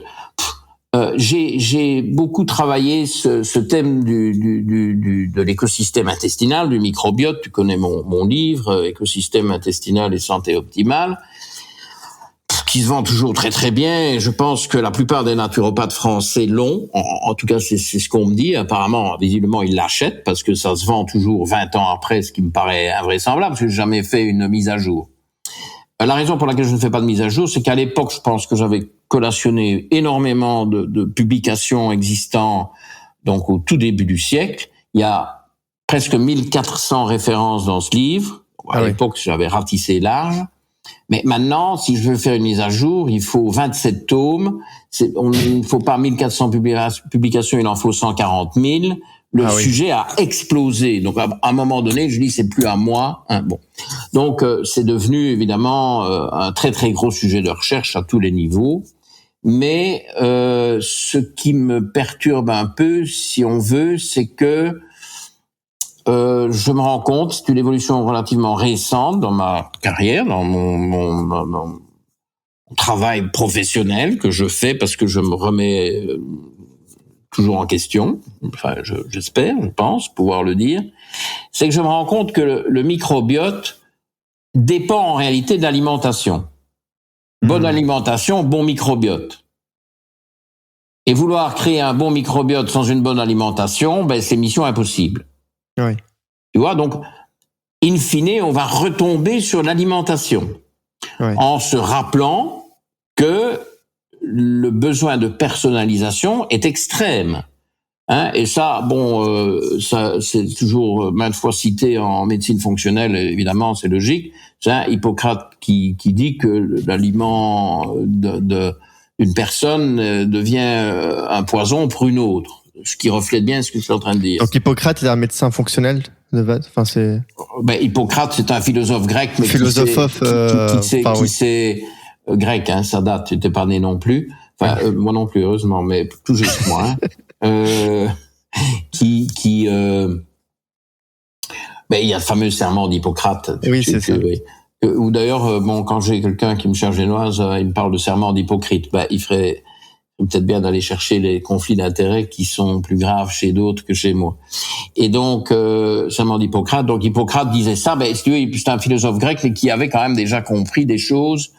C'est assez impressionnant, parce qu'on parle de 2500 ans, ou plus ou moins.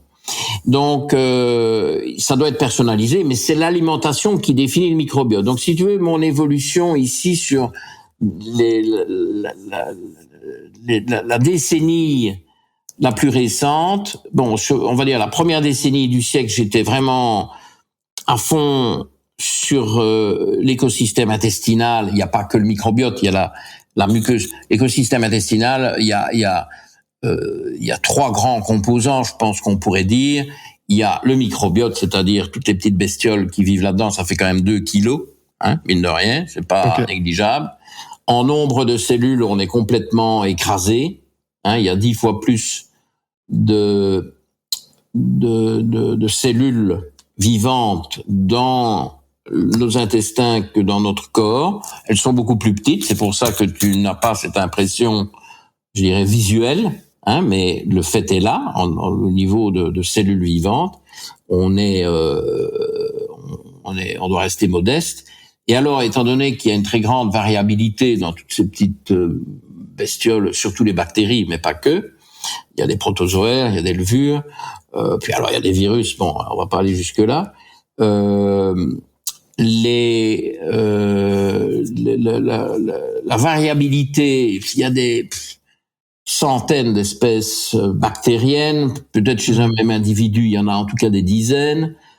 Donc il y a beaucoup de matériel génétique là-dedans, beaucoup d'ADN, et notre ADN est 1000 fois plus réduit.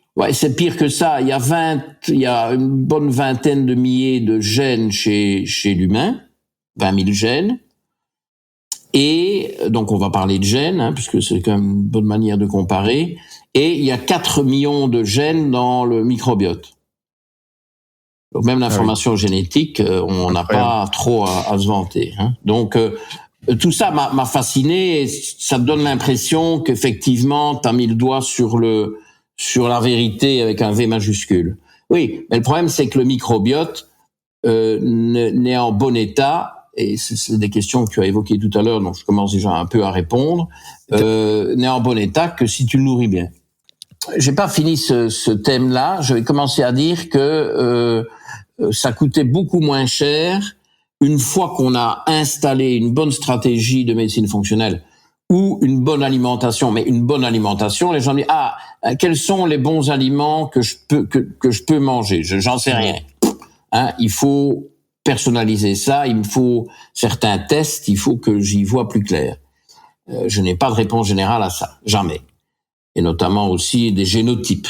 Il y a un génotype que je trouve important pour l'alimentation, dont on pourrait parler quand on abordera le microbiote. Il y a des analyses génomiques. Ce ne sont pas des maladies génétiques, ce sont des analyses génomiques. Ce sont des réglages. Mais si on est réglé d'une manière ou de la manière opposée ou entre les deux, moi j'ai besoin de savoir ça parce que ça va avoir une influence sur cette personnalisation. C'est intéressant. Donc tout ça va permettre de donner une gestion à long terme avec des gens qu'on n'est pas obligé de voir souvent. Moi j'ai beaucoup de patients que je vois une fois par an. Ils vont plutôt bien, on corrige un peu le tir, on vérifie aussi s'il n'y a rien de désagréable qui se passe, mais justement, ce sont des profils chez qui il y a très peu de maladies sévères qui se déclarent parce que c'est sain, on a assaini le terrain, un gros travail de terrain, et si tu veux, une fois qu'on a mis les choses en place, où c'est vrai qu'il y a un peu plus de coûts au départ, mais une fois qu'on a mis ça en place et que les patients sont compliants, ben ça coûte très peu. C'est 2 visites par an, une avant, une après, une prise de sang, des vitamines s'il en faut, évidemment, vitamine D en hiver, quoiqu'à Marseille, là, tu es bien placé, mais en hiver, il y a quand même tendance à faire des déficits, et puis les gens stressés ont besoin de compenser certains nutriments, le zinc, le magnésium, des choses comme ça. Il y a un entretien à faire. Enfin, on parle de sommes quand même raisonnables, ici, à l'an, peut-être pas quand les gens doivent tout payer eux-mêmes, parce que là, c'est tout de suite chéro. Mais pour l'État, pour l'immense budget de la sécurité sociale, c'est risible. Quand tu bouches un coronaire, qu'on t'amène de toute urgence dans une salle d'intervention aiguë et qu'on te débouche le coronaire, ce qu'on ne pouvait pas faire quand j'ai fini mes études, les gens mouraient. Et on te le débouche et tu es ressuscité, tu es vivant, tu es bien. Ça part immédiatement en dizaines de milliers d'euros. Immédiatement, dans l'heure. La première heure, tu as je ne sais combien de dizaines de milliers d'euros, parce que c'est du matériel sophistiqué, il y a tout l'équipement, il y a tout le travail hospitalier derrière, enfin l'infrastructure et le personnel hospitalier. Et on en manque, je crois que je vais pas insister, ça me paraît assez évident. Tout ça se raréfie. Moi, je n'ai pas de patient qui a fait un accident cardiaque depuis 14 ans. Aucun. Pourtant, j'ai beaucoup de patients. Accident cardiaque aigu, non, il n'y en a pas. Alors, c'est de la chance, oui. Enfin, la chance, sur des centaines de patients sur 14 ans, ça commence à... Donc, tu as une économie monstrueuse. Et alors là, j'ai un autre adage que je te sers directement. Si il y avait une période de transition où l'État investit massivement dans une approche de type médecine fonctionnelle et éduque sa population à travailler comme ça, eh bien, le budget de la Sécu servirait à investir dans les forages de gaz et de pétrole au Moyen-Orient. On irait chercher... je sais pas si c'est une très bonne idée entre nous, mais je trouve que ça en dit long. Alors qu'on dépend beaucoup des pétrodollars pour... pétrodollars, sont-ce des pétrodollars encore, on ne sait pas. Mais pour Dieu sait quels investissements, et la France ou Londres sont pas du tout étrangers à ce genre d'investissement. Et puis il y a la Coupe du Monde là qui arrive. Donc non, tu ne saurais plus quoi faire de ces budgets-là, parce que l'écroulement des coûts, tu sais, la personne idéalement qui se gère comme ça meurt à un âge avancé, mais en bonne santé, avec un dernier mois ou un dernier trimestre où il y a tout qui commence à collapser, pour faire encore du franglais, et puis voilà quoi. Là, il y aura peut-être un peu de soin d'une forme ou d'une autre, et c'est fini. C'est d'ailleurs ce que tu vois quand même chez beaucoup d'animaux qui, voilà, la vie est finie, ça se termine. Il faut pas se traîner malade pendant 25 ans pour en finir comme ça non plus, tu vois. Et c'est là le gros avantage. On revient sur ce qu'on disait tout à l'heure, qui est très important, c'est de donner de la santé à cet allongement de la vie que nous connaissons maintenant par rapport à d'autres générations. Moi, j'ai perdu mon père à 61 ans. Ça me choquait pas trop à l'époque. C'était un peu tôt, mais à 60 ans, tu étais vieux, et à 70, c'était avec toujours des exceptions, mais alors ça me fait penser aussi à autre chose qui est connexe, c'est de persuader les gens qu'il est normal quand ils vieillissent d'avoir des problèmes. Mais non. Ouais, ça je suis totalement d'accord avec ça. Oui, c'est une croyance parce qu'on voit autour de soi, c'est dans l'inconscient limite, ça doit être normal. En fait, non. Ça n'a absolument rien de normal. Absolument rien de normal. Moi, je maîtrise mieux les langues à 66 ans qu'à 56 ou à 46. Une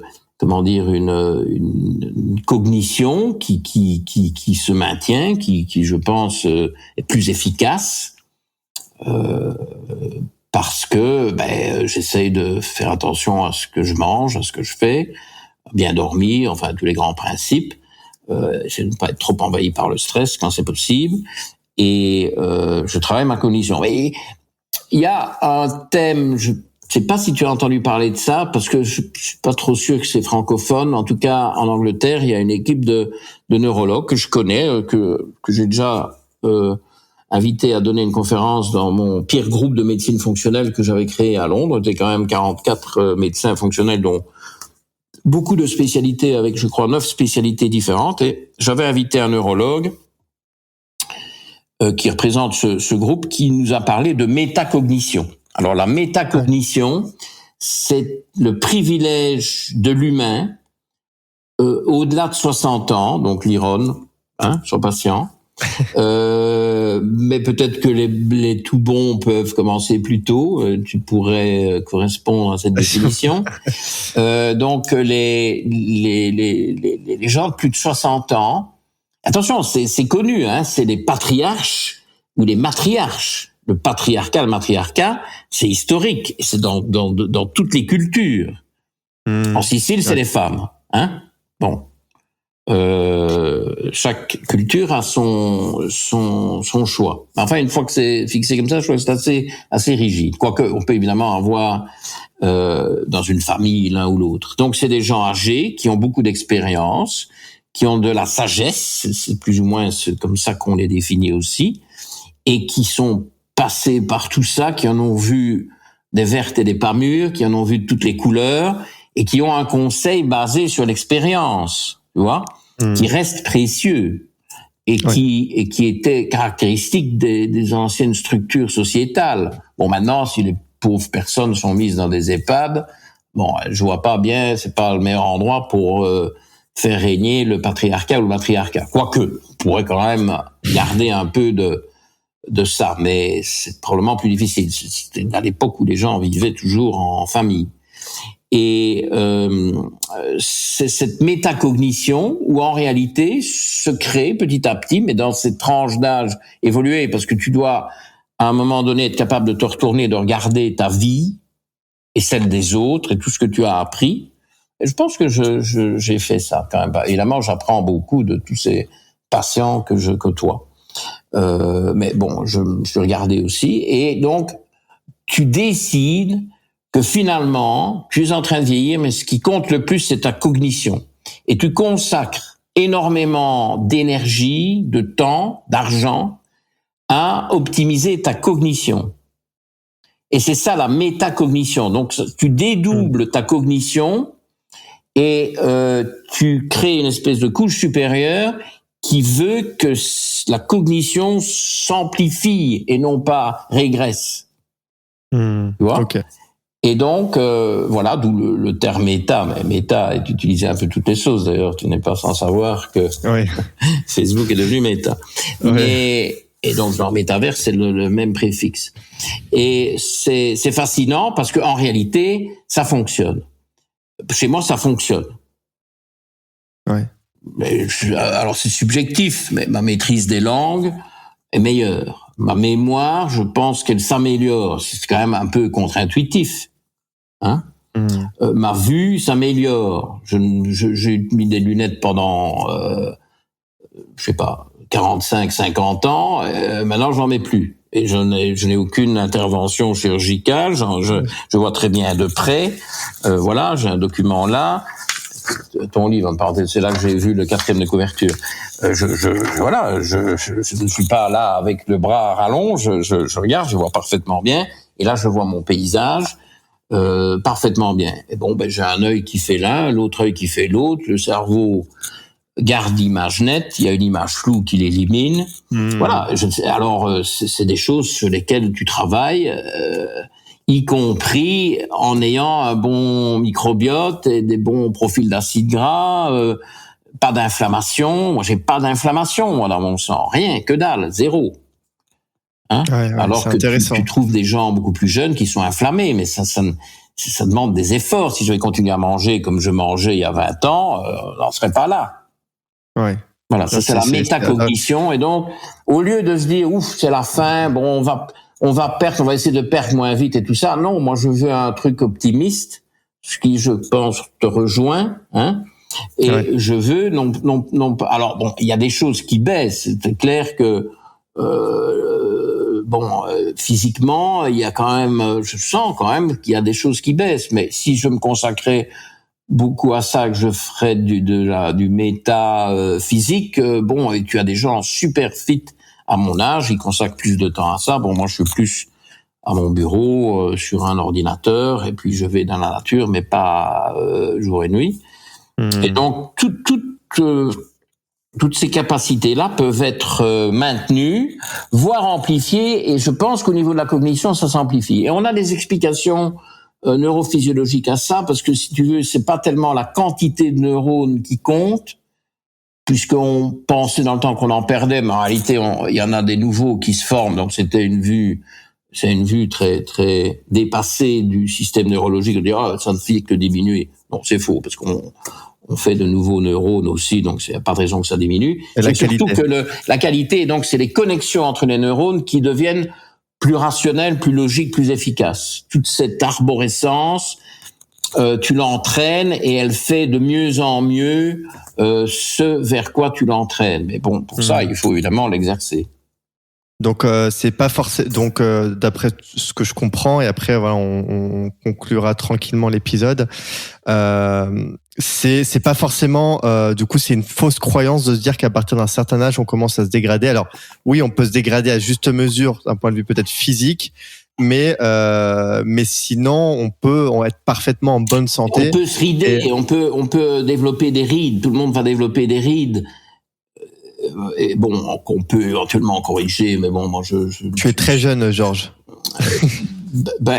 Écoute, je sais pas, c'est subjectif, mais peut-être un peu trop lourd aussi. Alors ça donne un peu. Bon, je pourrais peut-être quand même perdre quelques kilos, mais si tu veux, je crois que ce qu'il faut absolument que les gens refusent, mais alors de toute leur force, c'est d'accepter une diminution de leur autonomie, de leur capacité. Tu vois, quelqu'un commence à avoir un peu mal aux genoux. Bon, et alors on les embarque, ou alors des petits accidents, puis on met des plâtres. Dans le temps, on mettait des plâtres. On immobilisait, ce qui était une catastrophe, une articulation immobilisée. Tu l'as pourri. Tu sais que tu l'as pourri. Je suis d'accord. Bon, alors évidemment, s'il y a une fracture, c'est clair qu'il faut d'abord que ça se ressoude, mais je veux dire que des entorses. Hein, et sur les lombalgies, moi, quand j'étais jeune médecin, on disait qu'il fallait rester au lit une semaine. Maintenant, bon, là, on a bien progressé. On dit aux gens, il faut bouger. Il y a des publicités sur les TV françaises. Alors là, c'est de l'argent bien investi par le budget de la santé, ministère de la Santé. Il y a non, vous avez une lombalgie, il faut bouger. Mais encore bien, parce que sinon, il y a déjà un absentéisme forcené, tu finirais par avoir 30% des gens qui sont chez eux parce qu'ils ont mal au dos. Bon, t'as mal au dos, si tu bouges, t'auras même moins mal au dos. Si tu ne bouges plus, t'auras plus mal au dos.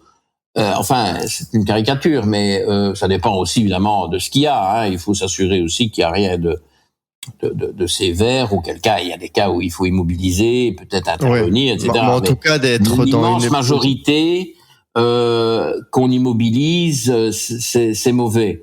Ou alors, tu vas voir un chirurgien, t'as mal au genou, ça ne passe pas, tu vas voir un chirurgien. Il te propose de tripatouiller mécaniquement, etc. Bon, je connais la chanson, tu vas une fois, 2 fois, 3 fois, à la 7e opération, tu es pire qu'avant la première. Il faut pas privilégier ces pistes-là. Ceci dit, il y a évidemment des genoux qui ont besoin de chirurgie, mais si tu vas voir le chirurgien, qu'est-ce qu'il va te proposer, le chirurgien? Manger une pomme? Non, il va te proposer de la chirurgie. Donc tu vois, le patient, dans sa démarche de solution miracle, tu vois, pour que son problème soit réglé, clac, une opération. Hop, c'est réglé. Il n'y a rien de réglé. Tu vois? Dans la plupart des cas. Donc, si tu veux, le patient, il faut aussi qu'il se rende compte que si il prend s'il n'a pas le bon paradigme en tête, c'est-à-dire de garder son autonomie. Alors bon, il y a aussi des pertes d'autonomie parce que les gens sont trop lourds. Si tu veux que tes genoux tiennent, si tu pèses 20 kilos de plus que ce que tu devrais peser. Donc là, on repart sur l'alimentation, sur le microbiote, sur l'activité physique et des trucs comme ça.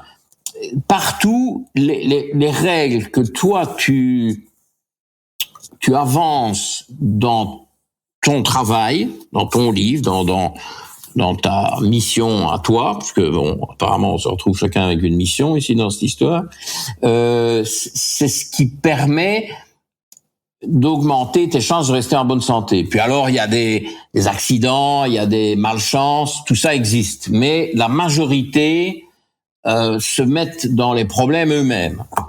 Parce qu'ils n'ont pas une attitude positive et constructive, et ils croient toutes les fadaises qu'on leur raconte, comme le sucre pour l'énergie, ou les graisses c'est mauvais, le sel est mauvais, ce qui est encore une autre connerie d'ampleur.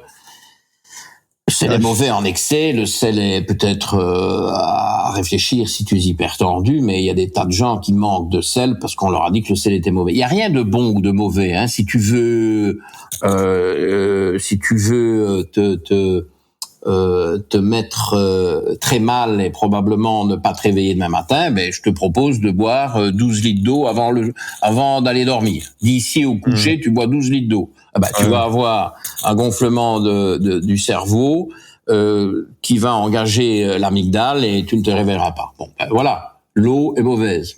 Non, mais 12 litres en 4 heures, oui, ça c'est de la folie. Tu vois, c'est super intéressant. Donc garder un esprit critique, être dans une attitude, on va dire, positive, constructive, et changer son paradigme pour peut-être remettre les choses en question et se dire aussi qu'est-ce que je peux faire moi avec ce que je dispose, et est-ce que je peux faire des choses, on se dire en tout cas qu'on peut toujours potentiellement faire des choses, mais oui, et pas se cantonner à se dire parce qu'on m'a dit ça, donc c'est la vérité absolue. Mais oui, c'est être curieux finalement. Accepter le fait qu'avec le temps, il est normal qu'on dysfonctionne. Moi, j'accepte pas ça du tout, et ça m'a beaucoup aidé. Ok. Super Georges. Pour terminer avec une dernière question, du coup, est-ce que parce que franchement, j'ai envie de poser d'autres questions et c'est passionnant, etc.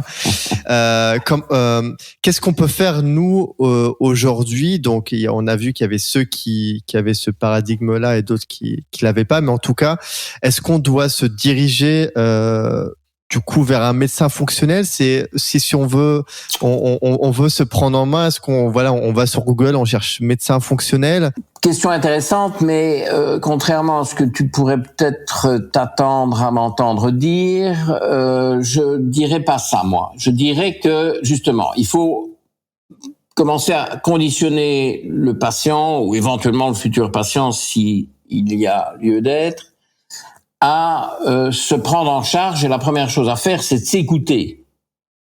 C'est de Bon, les anglo-saxons font beaucoup ça. C'est moins notre style, mais eux, ils font un diary. Donc, ils notent dans un petit carnet ou les moyens électroniques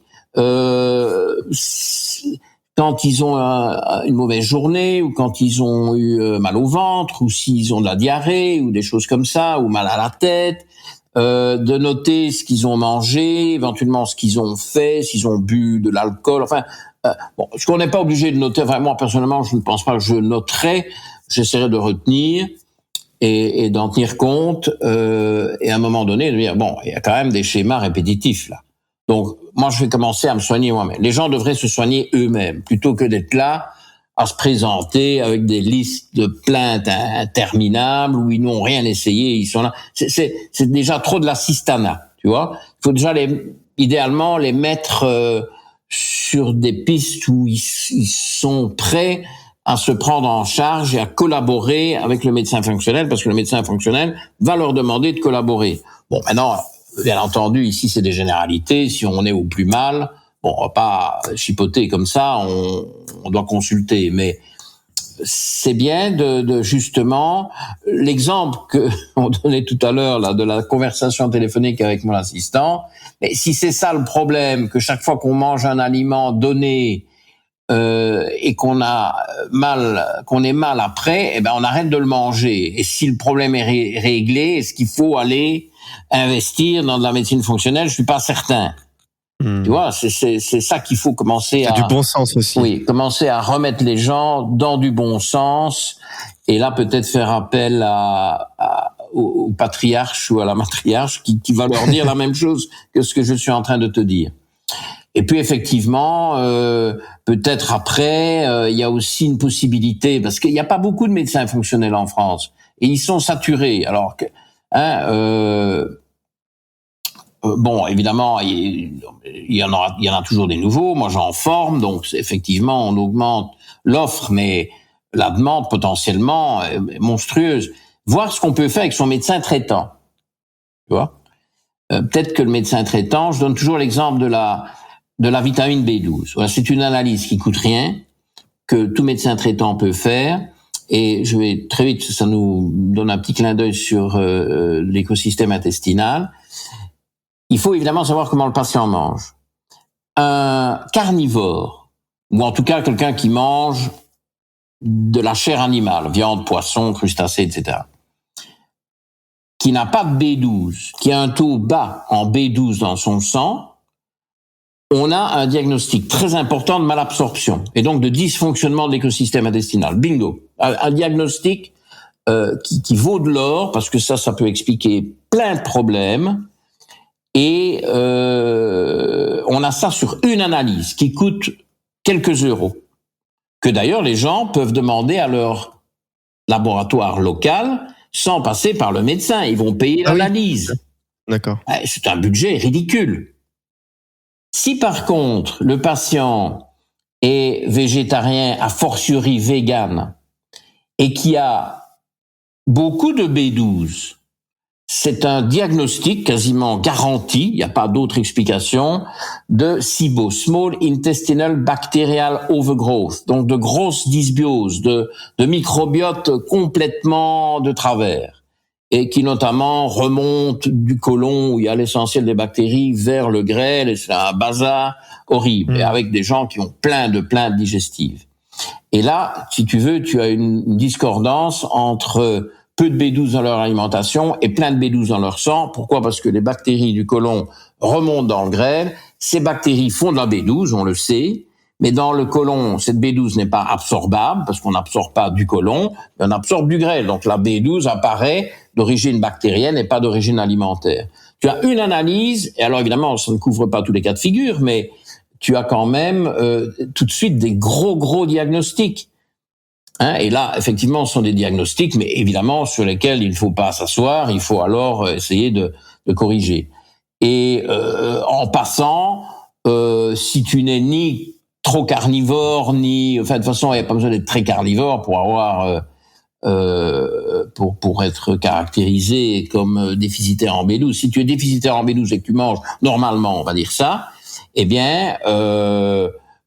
même sans aller dans des interprétations comme je viens de les expliquer, prendre la B12, ça va te donner de l'énergie, ça va te faire du bien, c'est bon pour tes neurones. Et je disais toujours dans le temps, bon maintenant on fait mieux que ça, mais que la B12 c'était la vitamine anti-Alzheimer. Bon maintenant on a des stratégies pour prévenir Alzheimer qui sont beaucoup plus efficaces, oui, pertinentes et impressionnantes, qui valent la peine d'être suivies. Ça commence à se populariser. Donc voilà, le médecin traitant peut faire des choses. Alors il n'est pas il n'est pas trop, je sais pas, aller sur Internet, imprimer un truc. Moi j'ai fait un petit livre là qui coûte 7-8 €, Introduction à la médecine fonctionnelle. Je l'ai fait aussi pour que les gens, quand je suis parti en Angleterre, tous mes patients en Belge, qu'est-ce qu'on va faire? Je dis, essayez de vous débrouiller avec vos médecins traitants.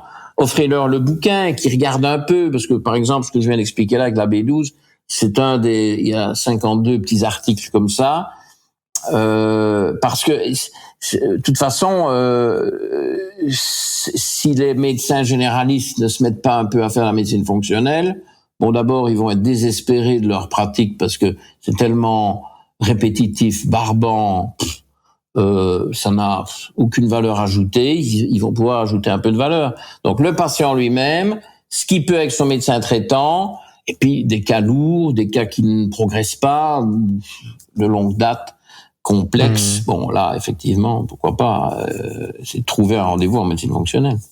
Ok. Parfait, super réponse. Merci beaucoup, Georges. Je dois clore cet épisode. En tout cas, j'ai beaucoup appris. C'était très intéressant. Tant mieux. Et j'ai vraiment hâte de pouvoir faire cet épisode-là sur cette fois-ci.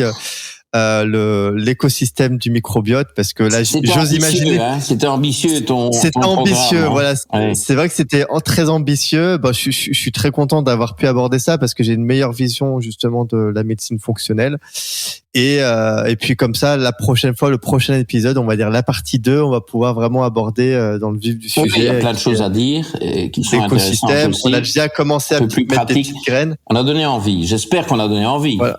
En tout cas, moi, tu m'as donné envie. J'espère que c'est le cas pour les auditeurs, que ça puisse donner des insights et puis aussi peut-être planter des petites graines aussi en soi pour pouvoir dire et pourquoi pas et si et ouvrir des nouvelles perspectives. Donc ça, c'est super chouette. Et tu as vu comme ton travail est proche du mien sur des domaines adjacents, hein.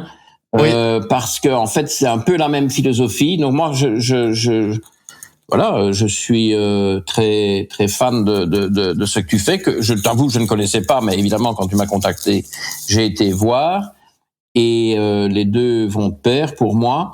Donc c'est cette philosophie quand même positive de progressive pour voir sur l'avenir de manière positive. Et il y a grand besoin de ça en France pour le moment, hein. C'est ça, c'est de l'exploration, vraiment. Voilà, j'aime explorer. Si ça peut donner des pistes et des billes à d'autres personnes, moi j'en suis ravi. Et puis on a besoin de ça, hein. Tu parlais d'éducation. Et pour moi, l'éducation, c'est quelque chose qui est important parce qu'il y a des nombreuses croyances qui sont figées. Et c'est des fois des mythes, des dogmes. J'appelle ça les mythes urbains. Et alors, en nutrition, je peux dire qu'il y en a une liste. Ah, mais ça, ça m'exaspère, hein. Ouais. On pourra faire un épisode aussi dessus. Okay. L'histoire de la pomme, c'était très intéressant. Ah oui, la pomme. J'avais pas forcément comme ça. Alors, tous mes collègues qui mettent, des nutritionnistes, mais leur logo, c'est une pomme rouge de préférence ou verte. Bon, c'est une anecdote, hein. Je comprends bien le message, mais les choses sont quand même un peu plus compliquées, hein. On va arriver à rien avec des trucs hyper simplistes, hein. Tu manges très mal. Bon, mets-toi à manger des pommes, ce sera beaucoup mieux. Bon, minute. Il y a quand même un peu plus de recherche et un peu plus d'éducation à donner, mais on en donnera. Ok, parfait. Écoute, je mettrai en description ton site internet et puis le livre dont tu nous as parlé, Introduction à la médecine fonctionnelle, qui se pense très intéressant et je vais y jeter un coup d'œil. Et puis les vidéos YouTube sont vraiment l'éducation pure, ça, hein. C'est des petites tranches d'éducation Et bon, j'ai des bons retours parce que les gens disent mais ça m'a aidé. Bon, bah, c'est quand même bien de pouvoir aider quelqu'un avec une vidéo gratuite, hein, qui est là, qui n'attend qu'à être vue. Alors pourquoi pas. Bah, je mettrai en plus les vidéos YouTube. D'accord. En tout cas, merci beaucoup, Georges. Merci à toi de m'avoir invité. Avec plaisir. C'était vraiment un plaisir. Et puis, bah, on va se programmer ça pour cet autre épisode-là. En attendant, je te souhaite ça marche. Je te souhaite une excellente journée. Merci toi aussi. Merci encore, Georges. Et puis, n'hésitez pas à aller voir son travail, ce qu'il fait, parce que c'est vraiment très intéressant et vous ne pouvez que apprendre. Donc, vraiment, je vous encourage à aller consulter toutes les ressources. Voilà. Merci, Georges. À bientôt. Bye bye. Ciao. Bye. Super. Merci beaucoup d'avoir écouté cet épisode de Génération 120 ans jusqu'au bout. J'espère que cet épisode vous a plu. Si c'est le cas, comme c'est un tout nouveau podcast, j'ai 2 choses à vous demander. La première, c'est de me laisser une note 5 étoiles avec un commentaire positif sur Apple Podcast ou d'autres plateformes, car ça m'aide beaucoup et surtout ça permettra à d'autres tout comme vous de profiter de ces discussions enrichissantes. Ensuite, si vous avez des commentaires, des retours à me faire, n'hésitez surtout pas. Ceci me permettra de progresser et vous proposer quelque chose de toujours plus qualitatif. Merci encore pour votre attention précieuse et je vous dis à très vite pour un épisode de Génération 120 ans.